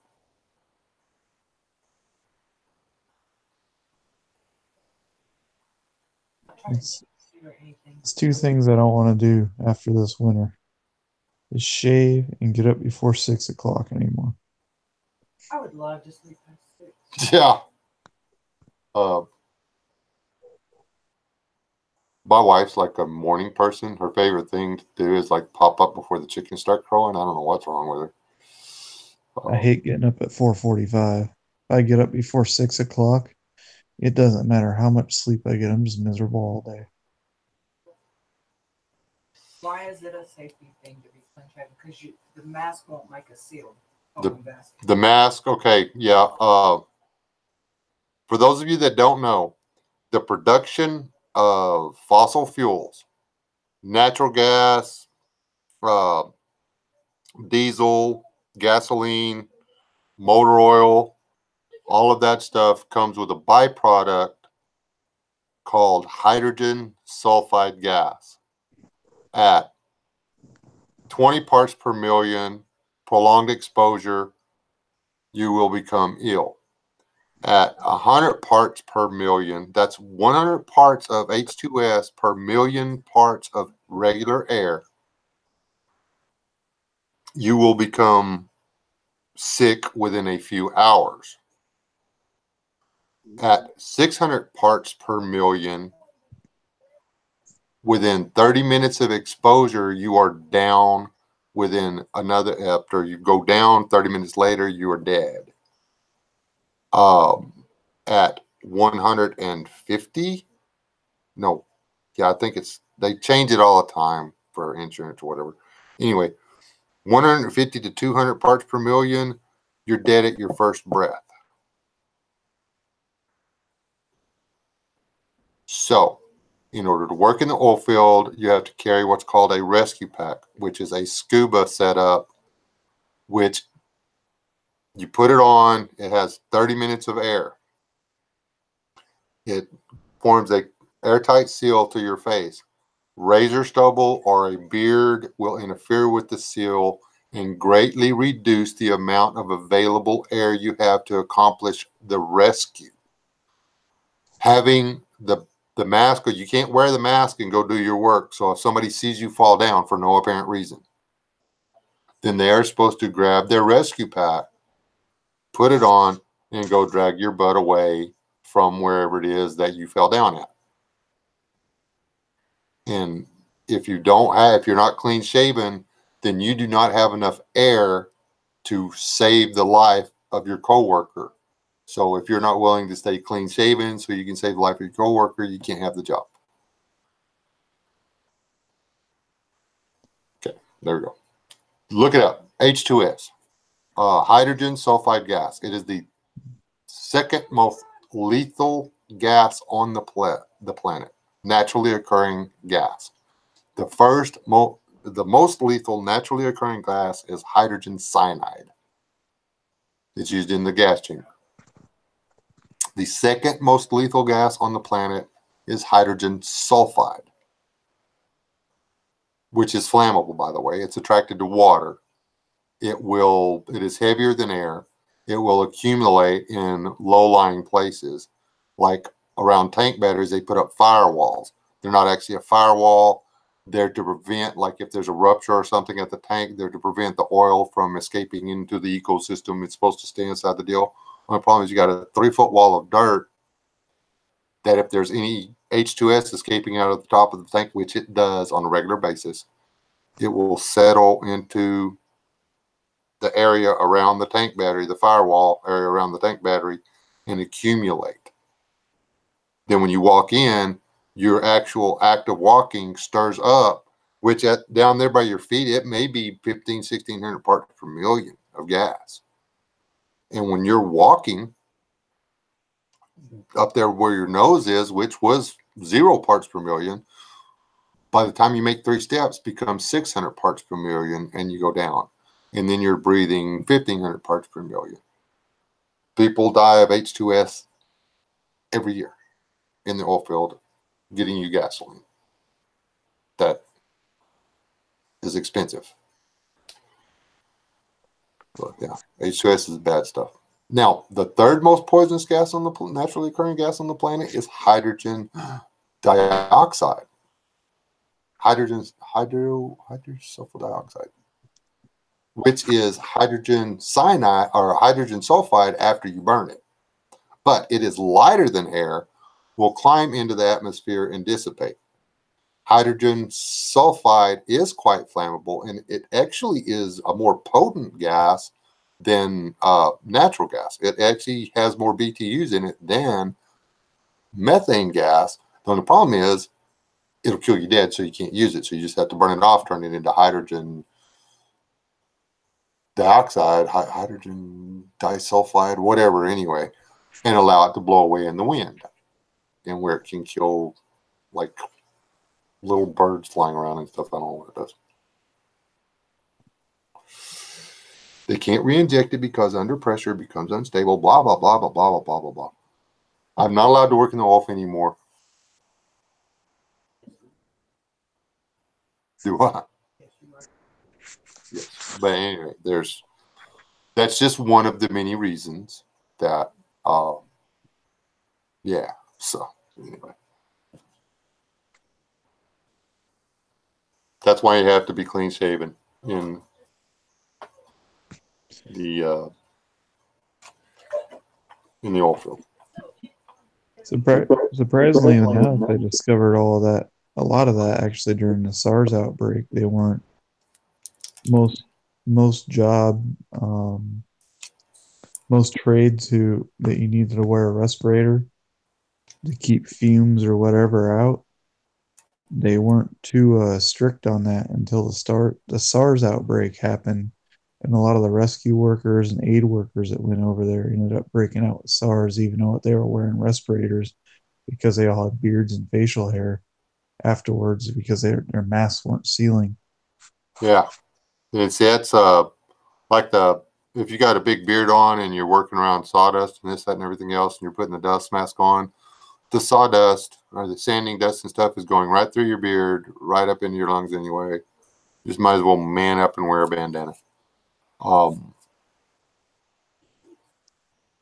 If I'm going to be doing a lot of sanding or like drywall and stuff where I've got to sand and get ready for the texture and stuff, I lose the beard because I'd rather have lungs. Dust will give you lung cancer faster than cigarette smoke. Oh yeah. Yeah, the dust, especially solder or from cutting materials and all kinds of stuff.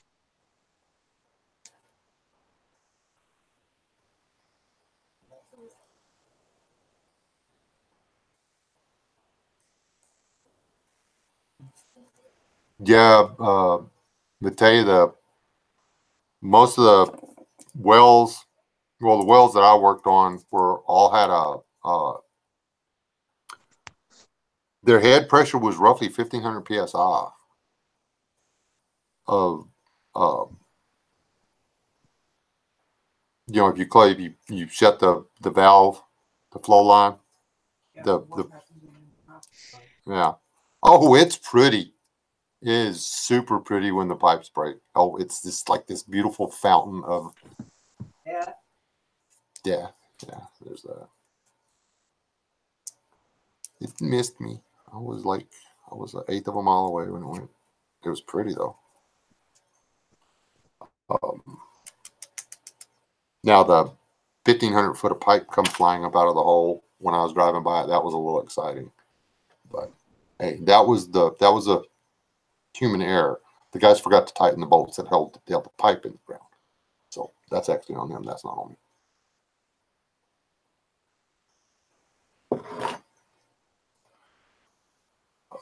Yeah. All you people out there, hug an oil field worker. He's got it coming.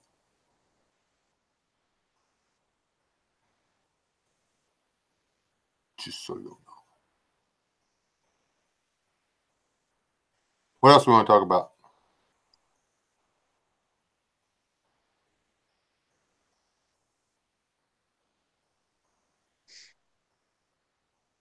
Ice when happens here. Yeah, the CO2 making the ice crystals and stuff. That's kind of cool. Ours was spewing. Our that blowout wound up. I think it peaked at 150 foot in the air. It had a 8-inch stream of CO2, salt water, propane, methane, crude oil going up into the air, 150 foot. And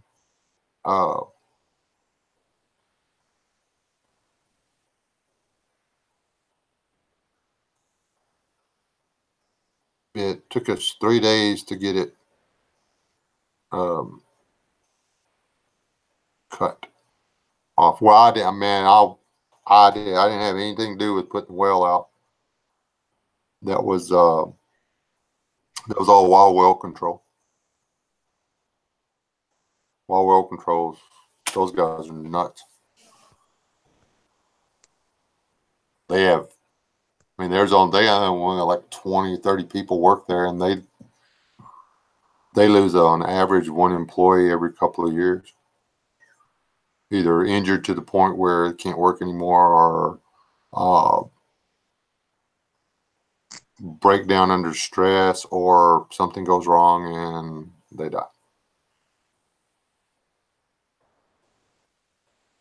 Yeah, oil field's serious.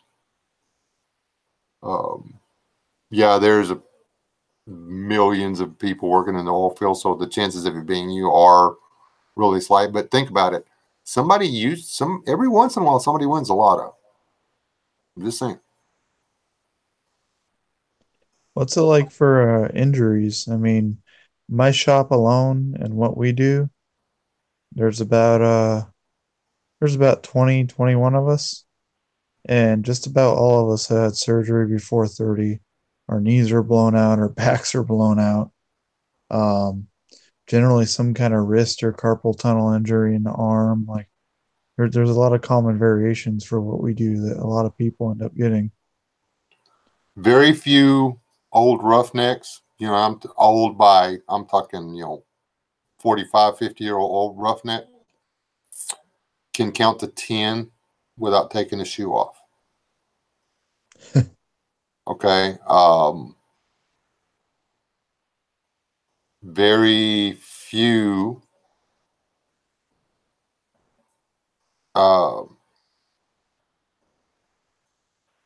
welders have all the discs or vertebrae in their back by the time they're 50.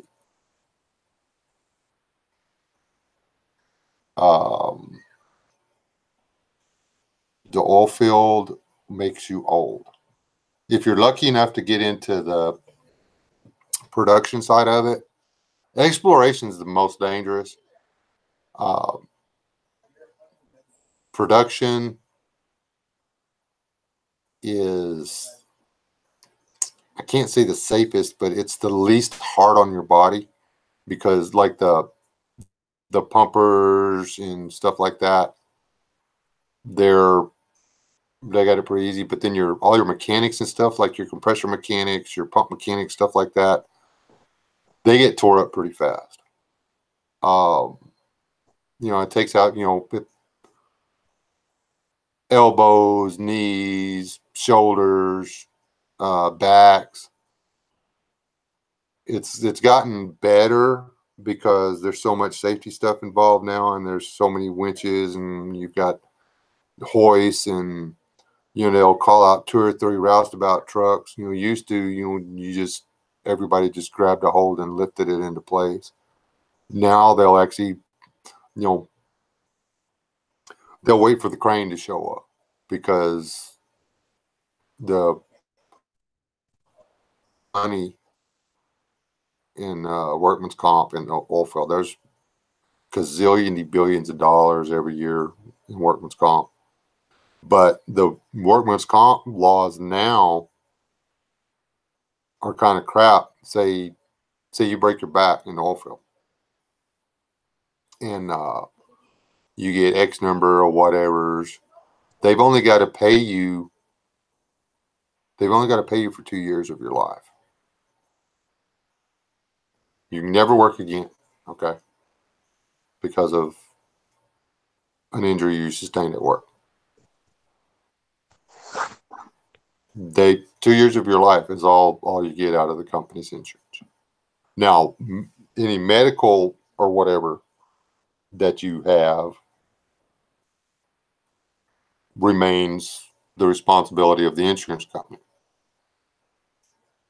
So you've got basically free medical from now on, unless the insurance company sues and proves that, well, like you were supposed to not be doing this, this, and this, and you went back to work and you were doing it. So how do we know it's not a secondary injury? And then blah, blah, blah, you're out on the street because the new insurance company won't pay because it was an existing injury, and the old insurance won't pay because they say it's a new injury. Thank you. Thank you, Democratic Party. It's actually a lot of stuff veterans deal with in the military, getting out, and dude, the branch saying they won't cover it anymore, and then the VA fighting them, saying, "Oh, it's not a military-related injury." Because in the paperwork, when you get out of the military, they slide a little waiver in there. I caught it in mine, and I didn't sign it, but they slide a waiver in there saying that this is my end of service physical, and after this physical, I am deemed in good health and blah, blah, blah. And this particular branch of the military is no longer responsible for me, even though I may receive VA compensation. So if you sign that, then the military is not responsible for you. But the VA could also deny it if it's not documented properly and say that it didn't happen in the military. Yeah, there's all kinds of stuff like that you got to deal with out here too. Steve Foco, man, I'm sorry to hear about your dog, dude. That hurts. Yeah, that's a tough one. That's one of the hardest things to do, Steve. Sorry to hear about that. That's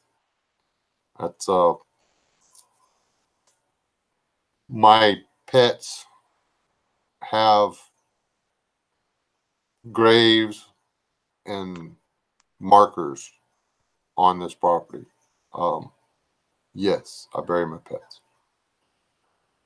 I was talking to Floppy just the other day. Best cat ever. But it hurts. His liver quit him. Or with liver? Yes, Liver. Tibor. Good night, Tibor.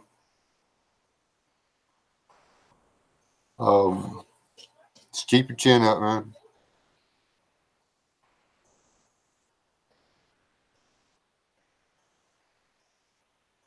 I might take a sip after a little bit with you, Steve.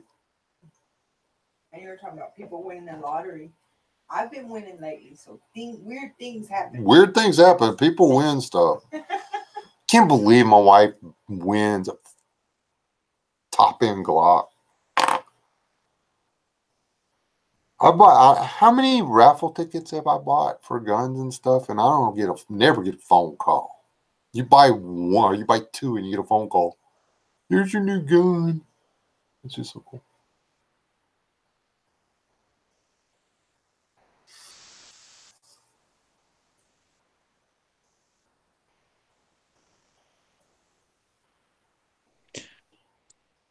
Yeah, that's awesome that Mrs. S won that Glock. Now you just got to figure out what kind you want. Oh, she's already figured it Well, I out. think I'm gonna do the 19X. She can get the one that is little and cool, or she can get the one that everybody wants, and she's just gonna get the one everybody wants. Yeah. So Has she held a 17? That grip is pretty big. We spent 30 minutes playing with guns a while ago, and she's like, "Oh," she kept going right back to the 19X or whatever. She kept picking it back up because it just feels right, man. When you pick it up, it feels good. I don't know. Feels balanced. Yeah. It's not too heavy on the bottom. Yeah, was it the 17? You picked it up and it felt the same in your hand, but it wanted to lean forward, wanted to go pull forward. It was like heavier. It was front heavy. Oh, okay. But this one, it's got the shorter barrel and the shorter slide. So it feels really good. It has the long grip and the short barrel. Mm-hmm. It's only a half an inch. You wouldn't think a half an inch would matter, but a half inch is still, that's a few ounces, so it would throw the balance way out. Yeah. Neither one of us are Glock people or whatever. Honestly, I've never owned a Glock, but I've never been one of those guys that think that the name of anything means that much. I make jokes about Ford and Chevy all the time, but it's not the name on it. It's the engineering behind it that makes the difference. I've got a Beretta that I really like. I wouldn't want to carry it every day because it weighs a ton, but as far as well-made firearm, that's it. Yeah, just because I don't prefer the Glocks doesn't mean they're not a well-made pistol. I mean, I would love if I won one, I would be happy. I mean, they make good guns. I mean, there's one I really do like, the Glock 20. Just probably I'd never heard about. I just read his comment. That would probably freak somebody like I'm like, yeah. She bought 2 tickets, and then the police called her and said, "Come get your new gun." Ain't that cool? Yeah. That's probably confusing as hell over in England. Well, and it was a law enforcement giveaway. Yeah, it was law enforcement. Her great niece, I guess, or whatever, is in college to become a law enforcement officer, and or she's going to work in law enforcement in some whatever. I don't know if she's actually going to be a patrol person or whatever, but Damon Hicks asked a question, and I'll say good luck because that ain't happening. And from people, you would want to keep it a secret. That's true. From some people. Some people. You don't want to blab it to everybody. But. All right, Damon, that's a good question. Damon Hicks asks, what do you think about keeping your prepping habits secret from the government and people? I'll go first. And then you can sound in on this one. But this is kind of a touchy subject for me because there's no way in today's society.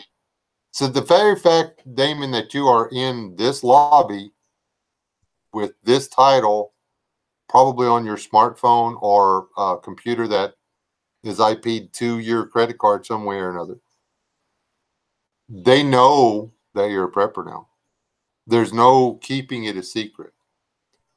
With all the facial recognition software out there, there's no hiding anymore. I keep my specifics secret to a degree. But I don't believe that you can.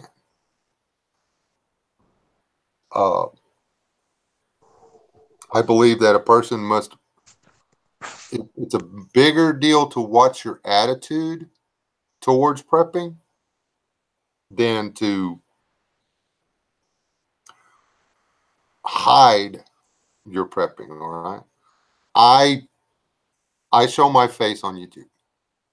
I talk openly about politics.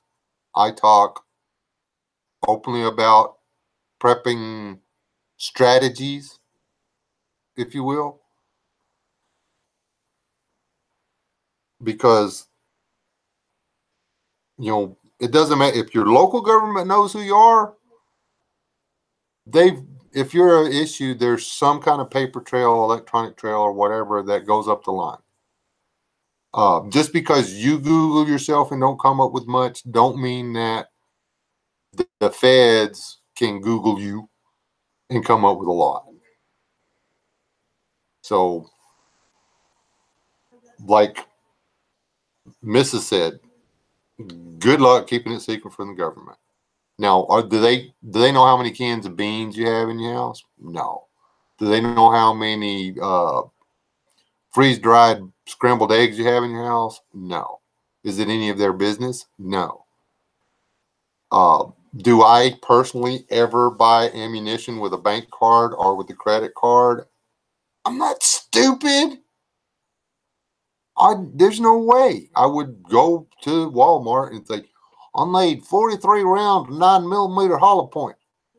Or not rounds, I meant to say boxes. And swipe my card. It's just not going to happen.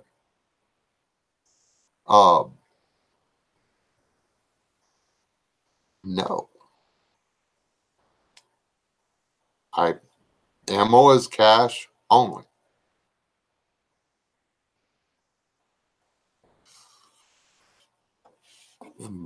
Would you like to add anything to my ranting there, Wayne?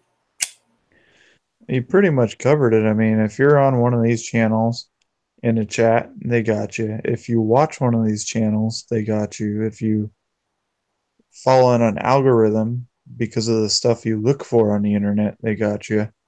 Um, Buying ammo, I'll buy a box or two at a time on my debit card.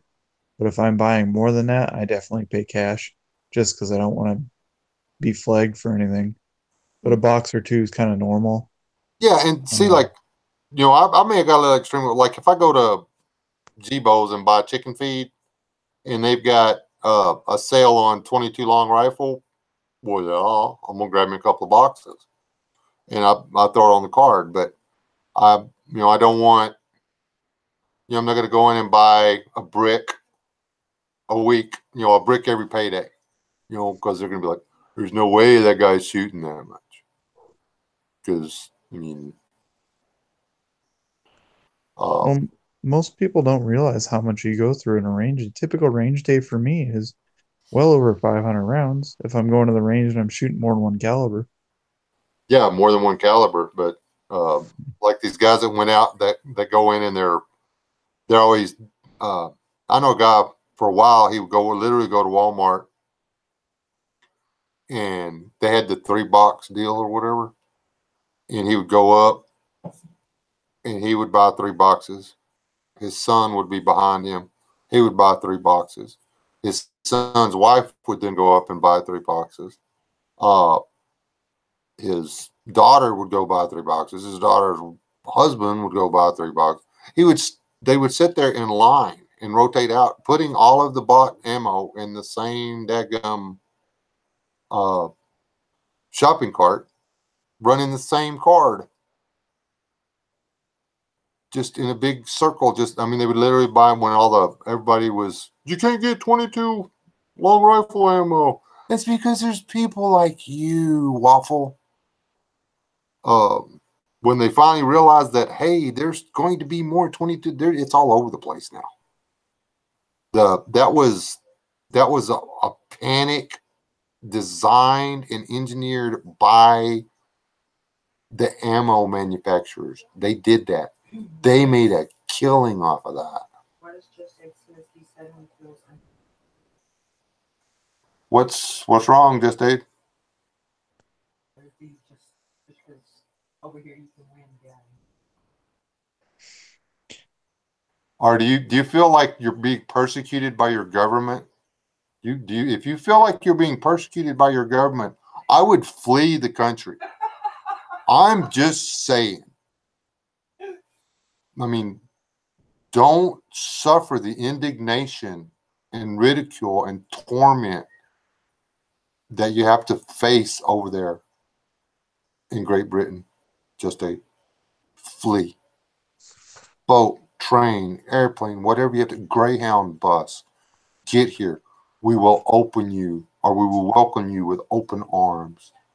Just remember to cite these words. Oh, no, seriously. I'll sponsor you. I'll sponsor you. With a good bouncer. Funny. With a good bouncer, I might be willing to open my own bar. We close it on Saturday nights in time to get it all cleaned up, and we could rearrange the chairs and stuff on Sunday morning and have services. We have the, what do you call it, the potluck off the pool tables. Do that. Yeah, there'd be a lot of people willing to sponsor Just Date. I got something else that'll blow his mind too. There's even a lot of car dealerships. If you buy a car, they'll buy you an AK-47 or an AR if you're choosing. Oh, they were doing that over here. Which one was it up there? You could, if you bought a F-150, it was the Ford House. If you bought a new F-150, they threw in it was a Remington. You could get a brand new shotgun, man. I was like, whoa, that was real. I was thinking about a truck anyway, but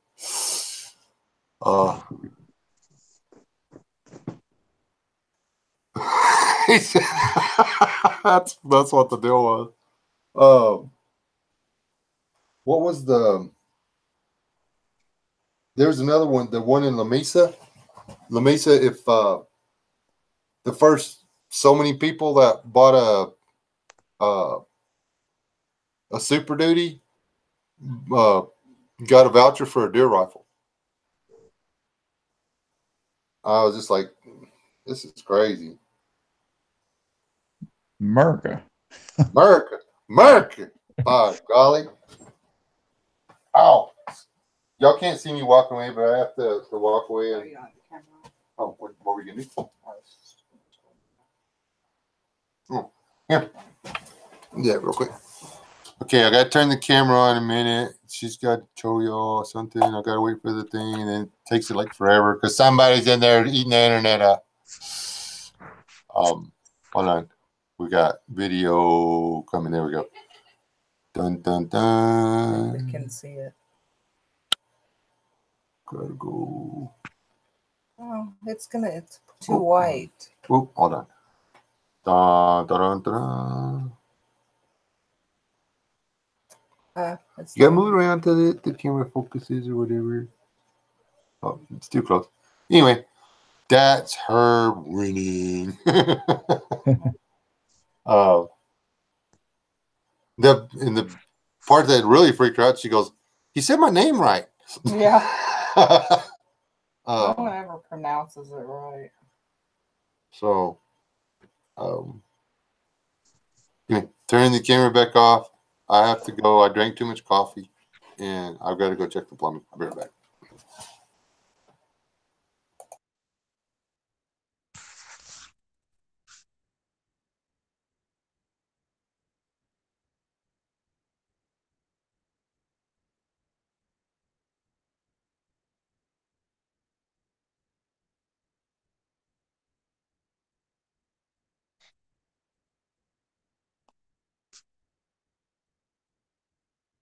Yeah, you're right about that, Damon. I got friends that are cops, and they prefer armed citizens too because they know at least somebody might have their back if they're in a tough situation. In recent years, there's been a lot of cops that were saved by armed citizens.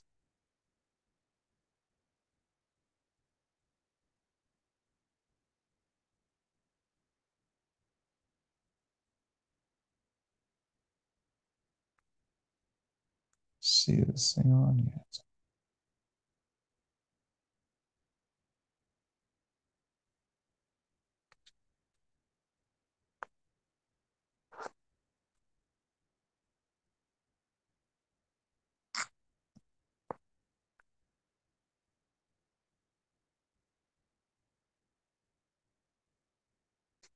I read about that, Sergeant James.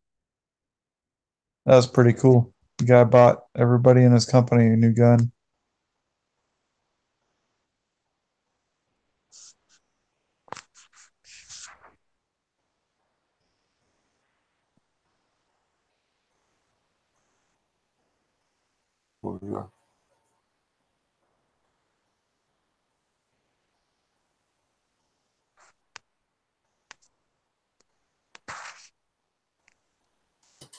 Yeah, I grew up in a time though when your background check was if you hadn't done anything stupid, nobody had a problem with you having a gun.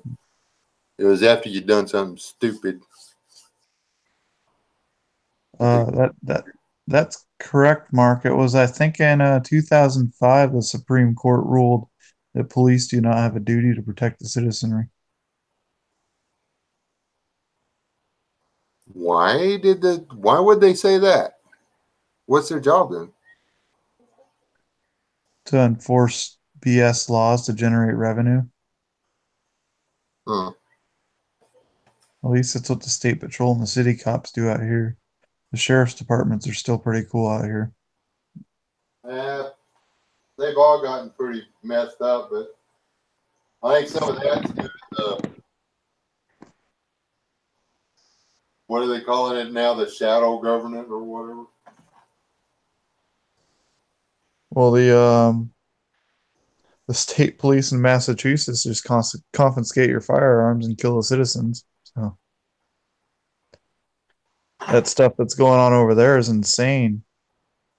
That guy that they shot after he refused to give up his guns.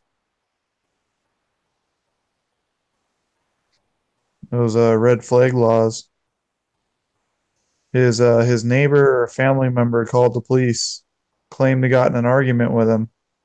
The state police showed up on his door, banging on his door at 5 in the morning, so of course he answered it with a gun. And when he realized it was the police, before he opened the door, he set his gun down. The cop said that he would have to hand over his guns, and he refused. And apparently they tried to force their way in, and there was a fight, and they shot him. Yeah, I saw that. I mean, that's not the first murder like that that's going to occur either. No, apparently since that law has gone in effect, I think it's only been a month or two, there's been over 114 confiscations illegally. And you know now that guy's got to spend thousands of dollars to prove that he's safe to get it back. Well, yeah, well, what I don't get is these police that swear an oath to the Constitution. What in there? How do they even like sleep at night, or live with themselves? I don't know. If it's a law, they think do they have to swear an oath to the Constitution? The police generally do. My buddy does in Seattle. My uncle did, and he was one of the lead deputies for many years in one of the sheriff's departments out here. They swore an oath like we did. I don't know about now some of these departments in these crooked states like Massachusetts, and this isn't a slam against cops. In general, I worked law enforcement before, and in general, I respect police officers, but they got bad departments and bad people, and just like everywhere else. Yeah, I like that. Almost parking just outside of San Antonio. That was a bunch of bad ones.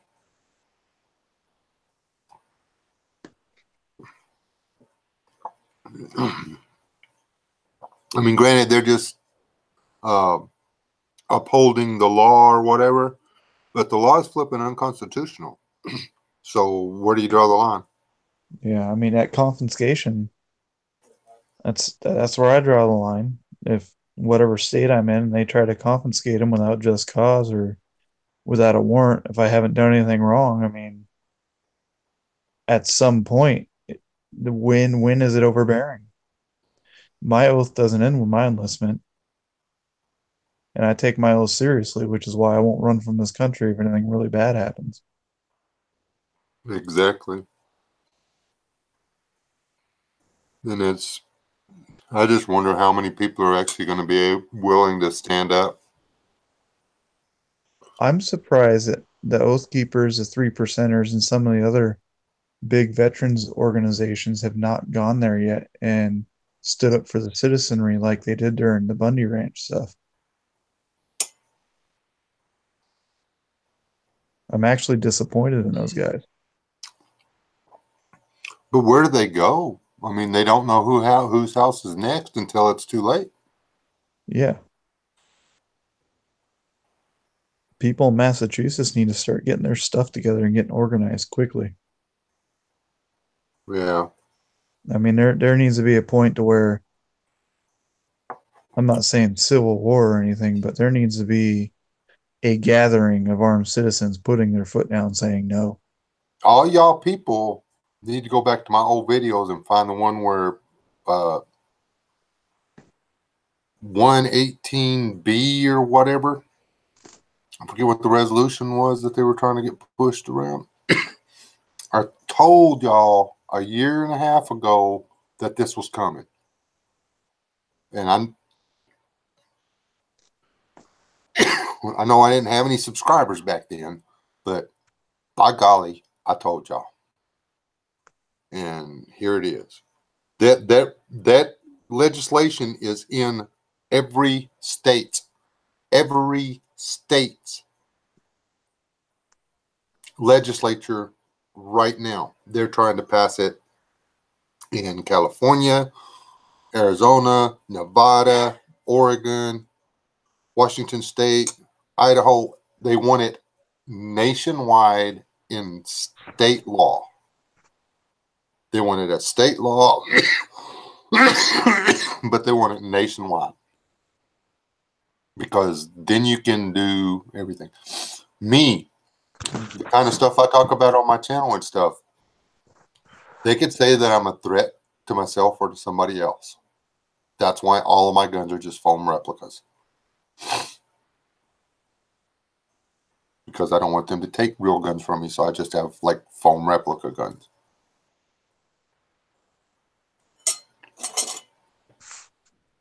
I have to borrow somebody else's gun just to practice shooting. It's pathetic.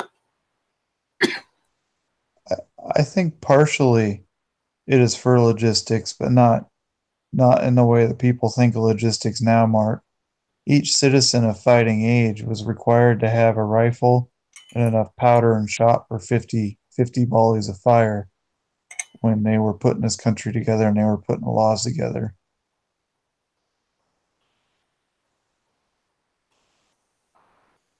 They would muster, I believe, twice a year when Benjamin Franklin started the militia. And they would have shooting competitions and barbecues and drink beer and loosely organize people, mainly so that the frontier could be defended at a moment's notice and the government wouldn't have to immediately worry about the citizens being wiped out because they would have enough ammo for at least one fight. Japan never invaded the U.S. because they had this one general that was real smart, and he said, "Do y'all realize that behind every blade of grass there's a man with a rifle? We're not going to go over there. That'd be stupid. If they take all of our rifles away, guess what? There's nothing keeping the fight off of U.S. soil. Nothing."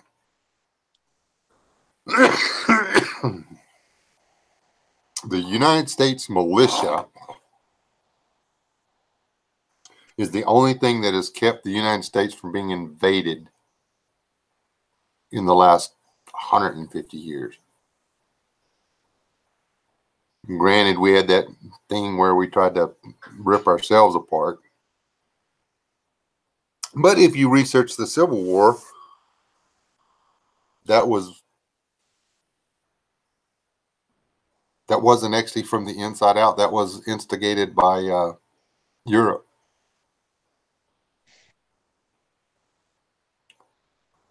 Well, that was the North wanting control over the cotton industry. Had nothing to do with slavery. Oh no, it goes way deeper than that. Do you know that the people that were actually trying to push secession in the North, and people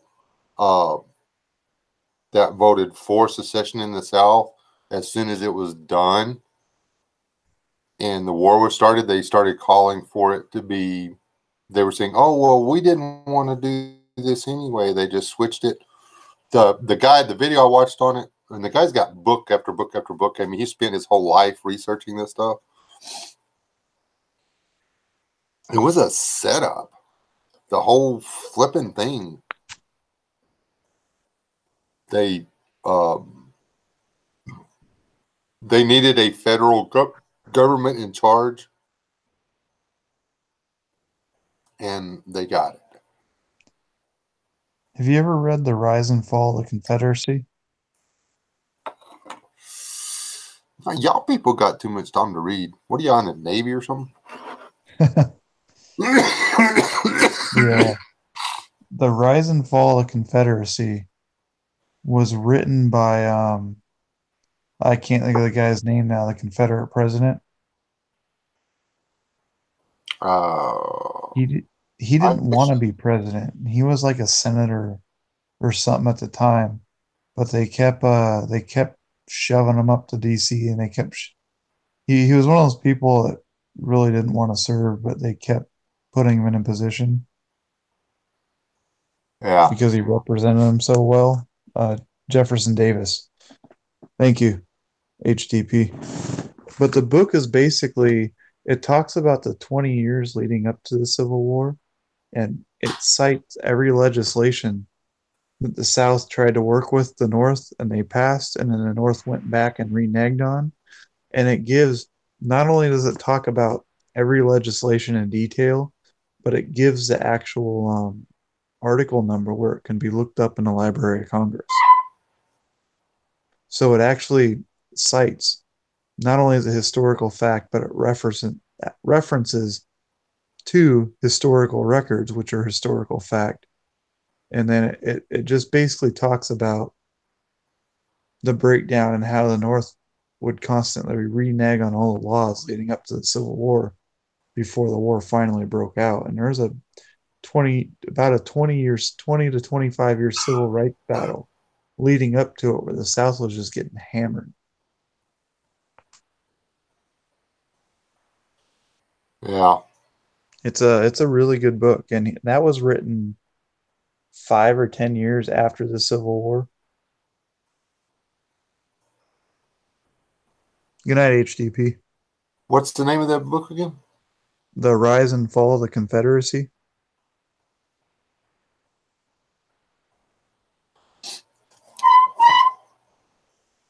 Y'all want to know how old Mrs. S's mom is? She's got the first paycheck she ever cashed in the money from it. She still got it, and it's Confederate.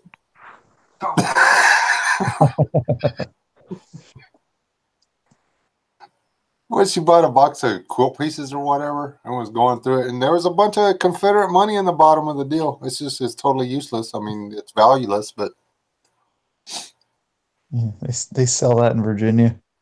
There's this gun store I used to go to, and they sell Confederate cash there.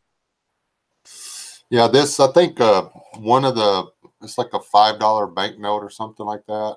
I think it actually has a value of $1.80 or something like that. Collector's value or something. I forget what it was. But she actually has one bill that's actually worth something, or a couple of bills, but they're early print American money, the Union money or whatever. They're actually gold and silver certificates. Mm. She holds on to those pretty tight.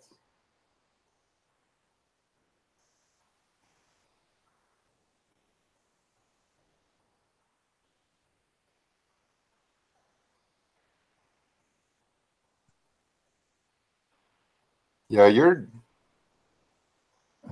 But my dad was old. your when I dad was born, pretty too. old too. Yeah.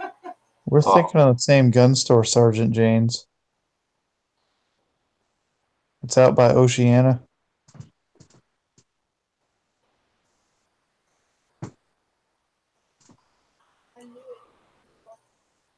Slavery was one of the excuses that was used, and I'm glad slavery's gone, but I don't know. I'm not so sure that what was going on in the 60s was a load of crap as far as the way people were being treated and stuff. But that stuff got knocked down and thrown up against a wall by the time I was in middle school. And from middle school on and stuff, I mean, all the way through high school and stuff, I can't remember ever having anybody use the N-word. The N-word didn't reemerge in my part of the world until the late 90s. And it was the people of color using it. Yeah. Yeah, that's the one, Superior Gun and Pawn. That's the one on the boulevard. I used to have a range membership there. Yeah, the N word was all gangster rap, like LS said. Yep. Bunch of ignorant people. Is Biddy food leave? I think she said goodnight. Biddy, are you still in here? I can't remember. He popped in the other day, but just for a little while. Sergeant Smith, he was in here, what, last week? Maybe last Friday? Maybe late? Yeah, I never really heard a white person say the N word that was under 70 years old. So. Yeah. Now, there was a couple of old timers and stuff that used to throw it around and stuff, but we would just laugh at them. You know, we're like, okay, whatever. But, you know, and I'm sure in some parts of the country it was where, because the KKK and the Nazis and stuff, they didn't make out real good in Texas. Not this part of Texas. East Texas might have been completely different. I don't know. Not from East Texas. I don't have much to do with East Texas. It's pretty. There's good fishing. There's some pretty good hunting. They get too many stinking fire ants. It gets too hot and too humid. And yeah, but you know, it just freaked me out. I mean,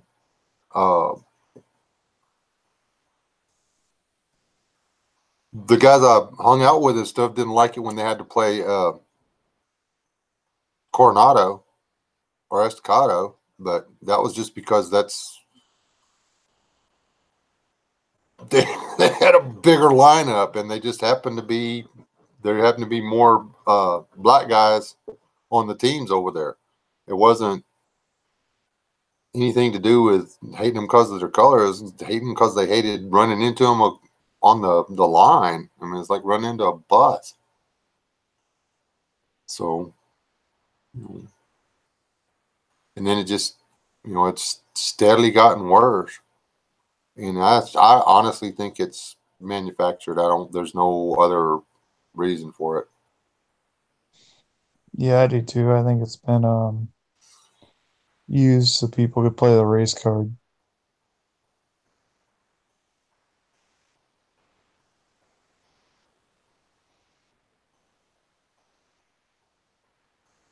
And we didn't allow it. I mean, I had a guy go off on a friend of mine and start using, well, more than one. I've defended more than one friend that was black. When somebody started using the N word and calling them subhuman and this, that, and everything else, the black guy didn't have to do nothing about it. Because, the guy that he was talking to wasn't a black guy. He was a friend of mine. Yeah.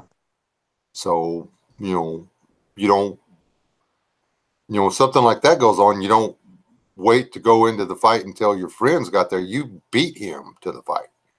You win that fight for him. and then you deal with him later when he's pissed off at you for beating him to the fight. You just, tell him to get over it. Tell him to move faster next time. But yeah,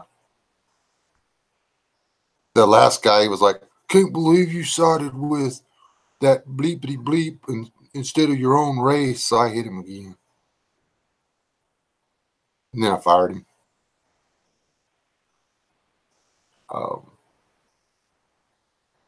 I'm still debating on whether or not the hitting or the firing was the most satisfying part of the whole thing. I know when he protested the firing, the being discharged or whatever, and the physical abuse is what he called it. When the whole thing came out, and this all happened in a matter of 45 minutes, it was all said and done. He was escorted, the guy that was actually even bigger than me and way wider than me, grabbed the guy by the back of his shirt and escorted him to the parking lot and told him, "No, you're fired. You're really, really fired. And everybody in there saw you hit him first, so just let it go." And yeah, I got no use for skinheads, man. I got no use for Nazis. I don't even. The KKK guys are almost comical. They run around their robes and their hoods, and their leader wears the purple robe and hood, and he's like the Grand Master Wizard or something. Yeah. Something ridiculous. If they're destroying the country, then and we outnumber them, then well, don't they have it coming? I mean, if they're outdoing us, they're outdoing us. That's just fair play. No one's gonna take you seriously. You run around in a purple robe and call yourself a wizard. And that's like all these people blaming all the economic troubles on the Jews. I'm like, okay, yeah, there's plenty of those guys out there that have all the money. There's a lot of stuff out there that don't make any sense. But anyway, got another one coming. A couple of years ago, there was a black KKK guy out here. Oh yeah, Yeah. Oh, that was funny looking. I'm not even lying. They had this guy coming around, like I think he was from North Idaho, and he was coming out in Washington, and he was like a spokesperson for the KKK, actually trying to get black people to join because they were trying to diversify. Yeah, that makes all sense in the world. But now the KKK isn't. They don't discriminate. They hate everybody but themselves equally. They don't mind. They don't mind hating Jews because they're Jews, or Indian, or what do you call Indians, like from India? Indians. They're Indians, right? Yeah, they're Indians. They hate Indians because they're Indians. They hate Persians because they're Persians. They hate Saudis because they're Saudis. They hate everybody because they're not them. I mean, but it's okay to be mostly Cherokee, and be KKK because, well, even though they hated the Cherokee equally as bad back in the day and drove them completely out of their own country,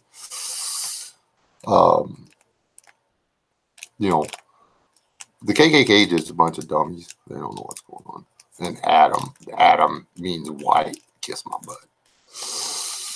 Right about that, Ellis. My family's all rednecks.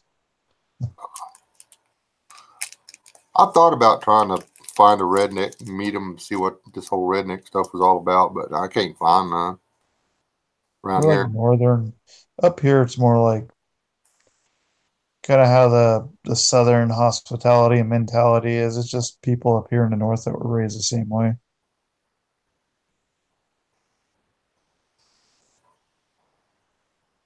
I thought everybody from Oregon and Washington State were a bunch of tree-hugging weirdos. Not only around Seattle, Tacoma, and Bellingham, Bellingham area is where the colleges are. That's why the states tried to secede from itself 3 times.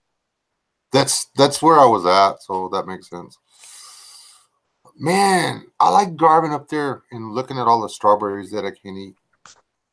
Oh, the strawberries are the best. They're so Strawberries are sweet. disgusting anyway. I don't even like strawberries. The berries in Washington are the best. The blackberries, the strawberries, the raspberries. They're all really sweet. I can eat a few raspberries, but if I can get away with eating a strawberry, but I can't eat 2 strawberries Get because the my mouth starts to swell up and my throat starts to swell up. Somebody's funny and he made my favorite food ever is a strawberry and he made me allergic to them. Yeah, there's a handful of those guys in Spokane and also up the road in Hayden Lake, Idaho, Sergeant Janes. But they get a parade permit like once a year. They march in their little parade and then they disappear and they don't really bother anyone. There was a thing that happened about 15 or 20 years ago where they shot a black lady on their property, but she was coming on their property and um, defacing their property and damaging stuff. And it was kind of one of those deals to where at that point it really wasn't a racist thing. Just like anybody else going and damaging somebody's property in their home at night. But they made a big deal in the news about it. I like the way the left is always like, we're one race, we're the human race, blah, blah, blah. White people are evil. Shut up, Blondie. What is wrong with you? Oh yeah, and they preach tolerance as long as you believe the same thing they do. Yeah. That worked well. Who else did that? Wasn't that the German, the SS or whatever? Wasn't that them? Oh, I'm sorry. I'm getting confused again about who the Nazis are. My bad. I digress.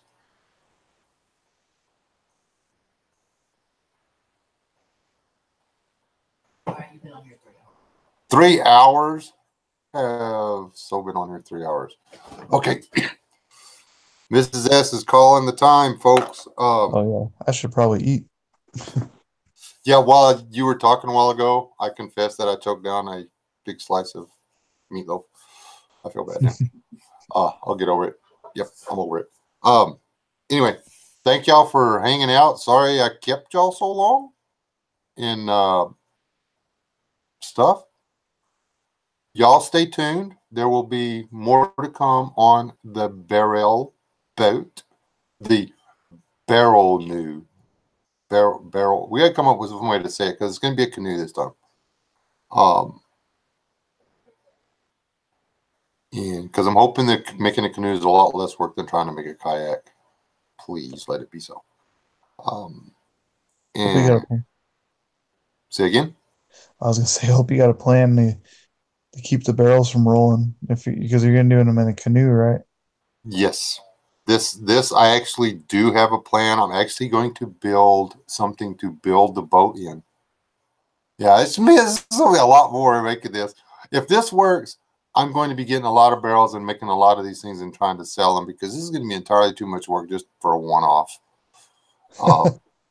And you've got to meet tomorrow too. Oh yeah, I got to meet tomorrow. I got to get out here and get some sleep.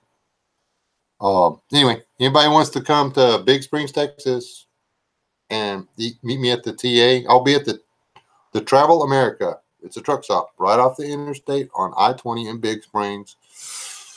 2:00. Okay, I ain't scared. Yes, I will probably have my Kevlar vest on. Don't shoot me because it's still gonna hurt. And stuff. So I'll be the really good-looking guy with the mullet and the beard and an extremely attractive younger wife with a new gun. What, you won't have the new gun yet? Oh wait, are you going, honey? No, just joking. Anyway, that's it. If y'all want to come to the meet and greet, there'll be. This is me saying goodbye, saying I love y'all. Y'all stay alive, don't die. And this is Wayne with West Wind Survival telling y'all good night. Good night, everyone. Thank you, Wes, for having me. Thank you, Mrs. S, for putting up with us. And y'all have a good weekend. God bless y'all. Y'all stay alive.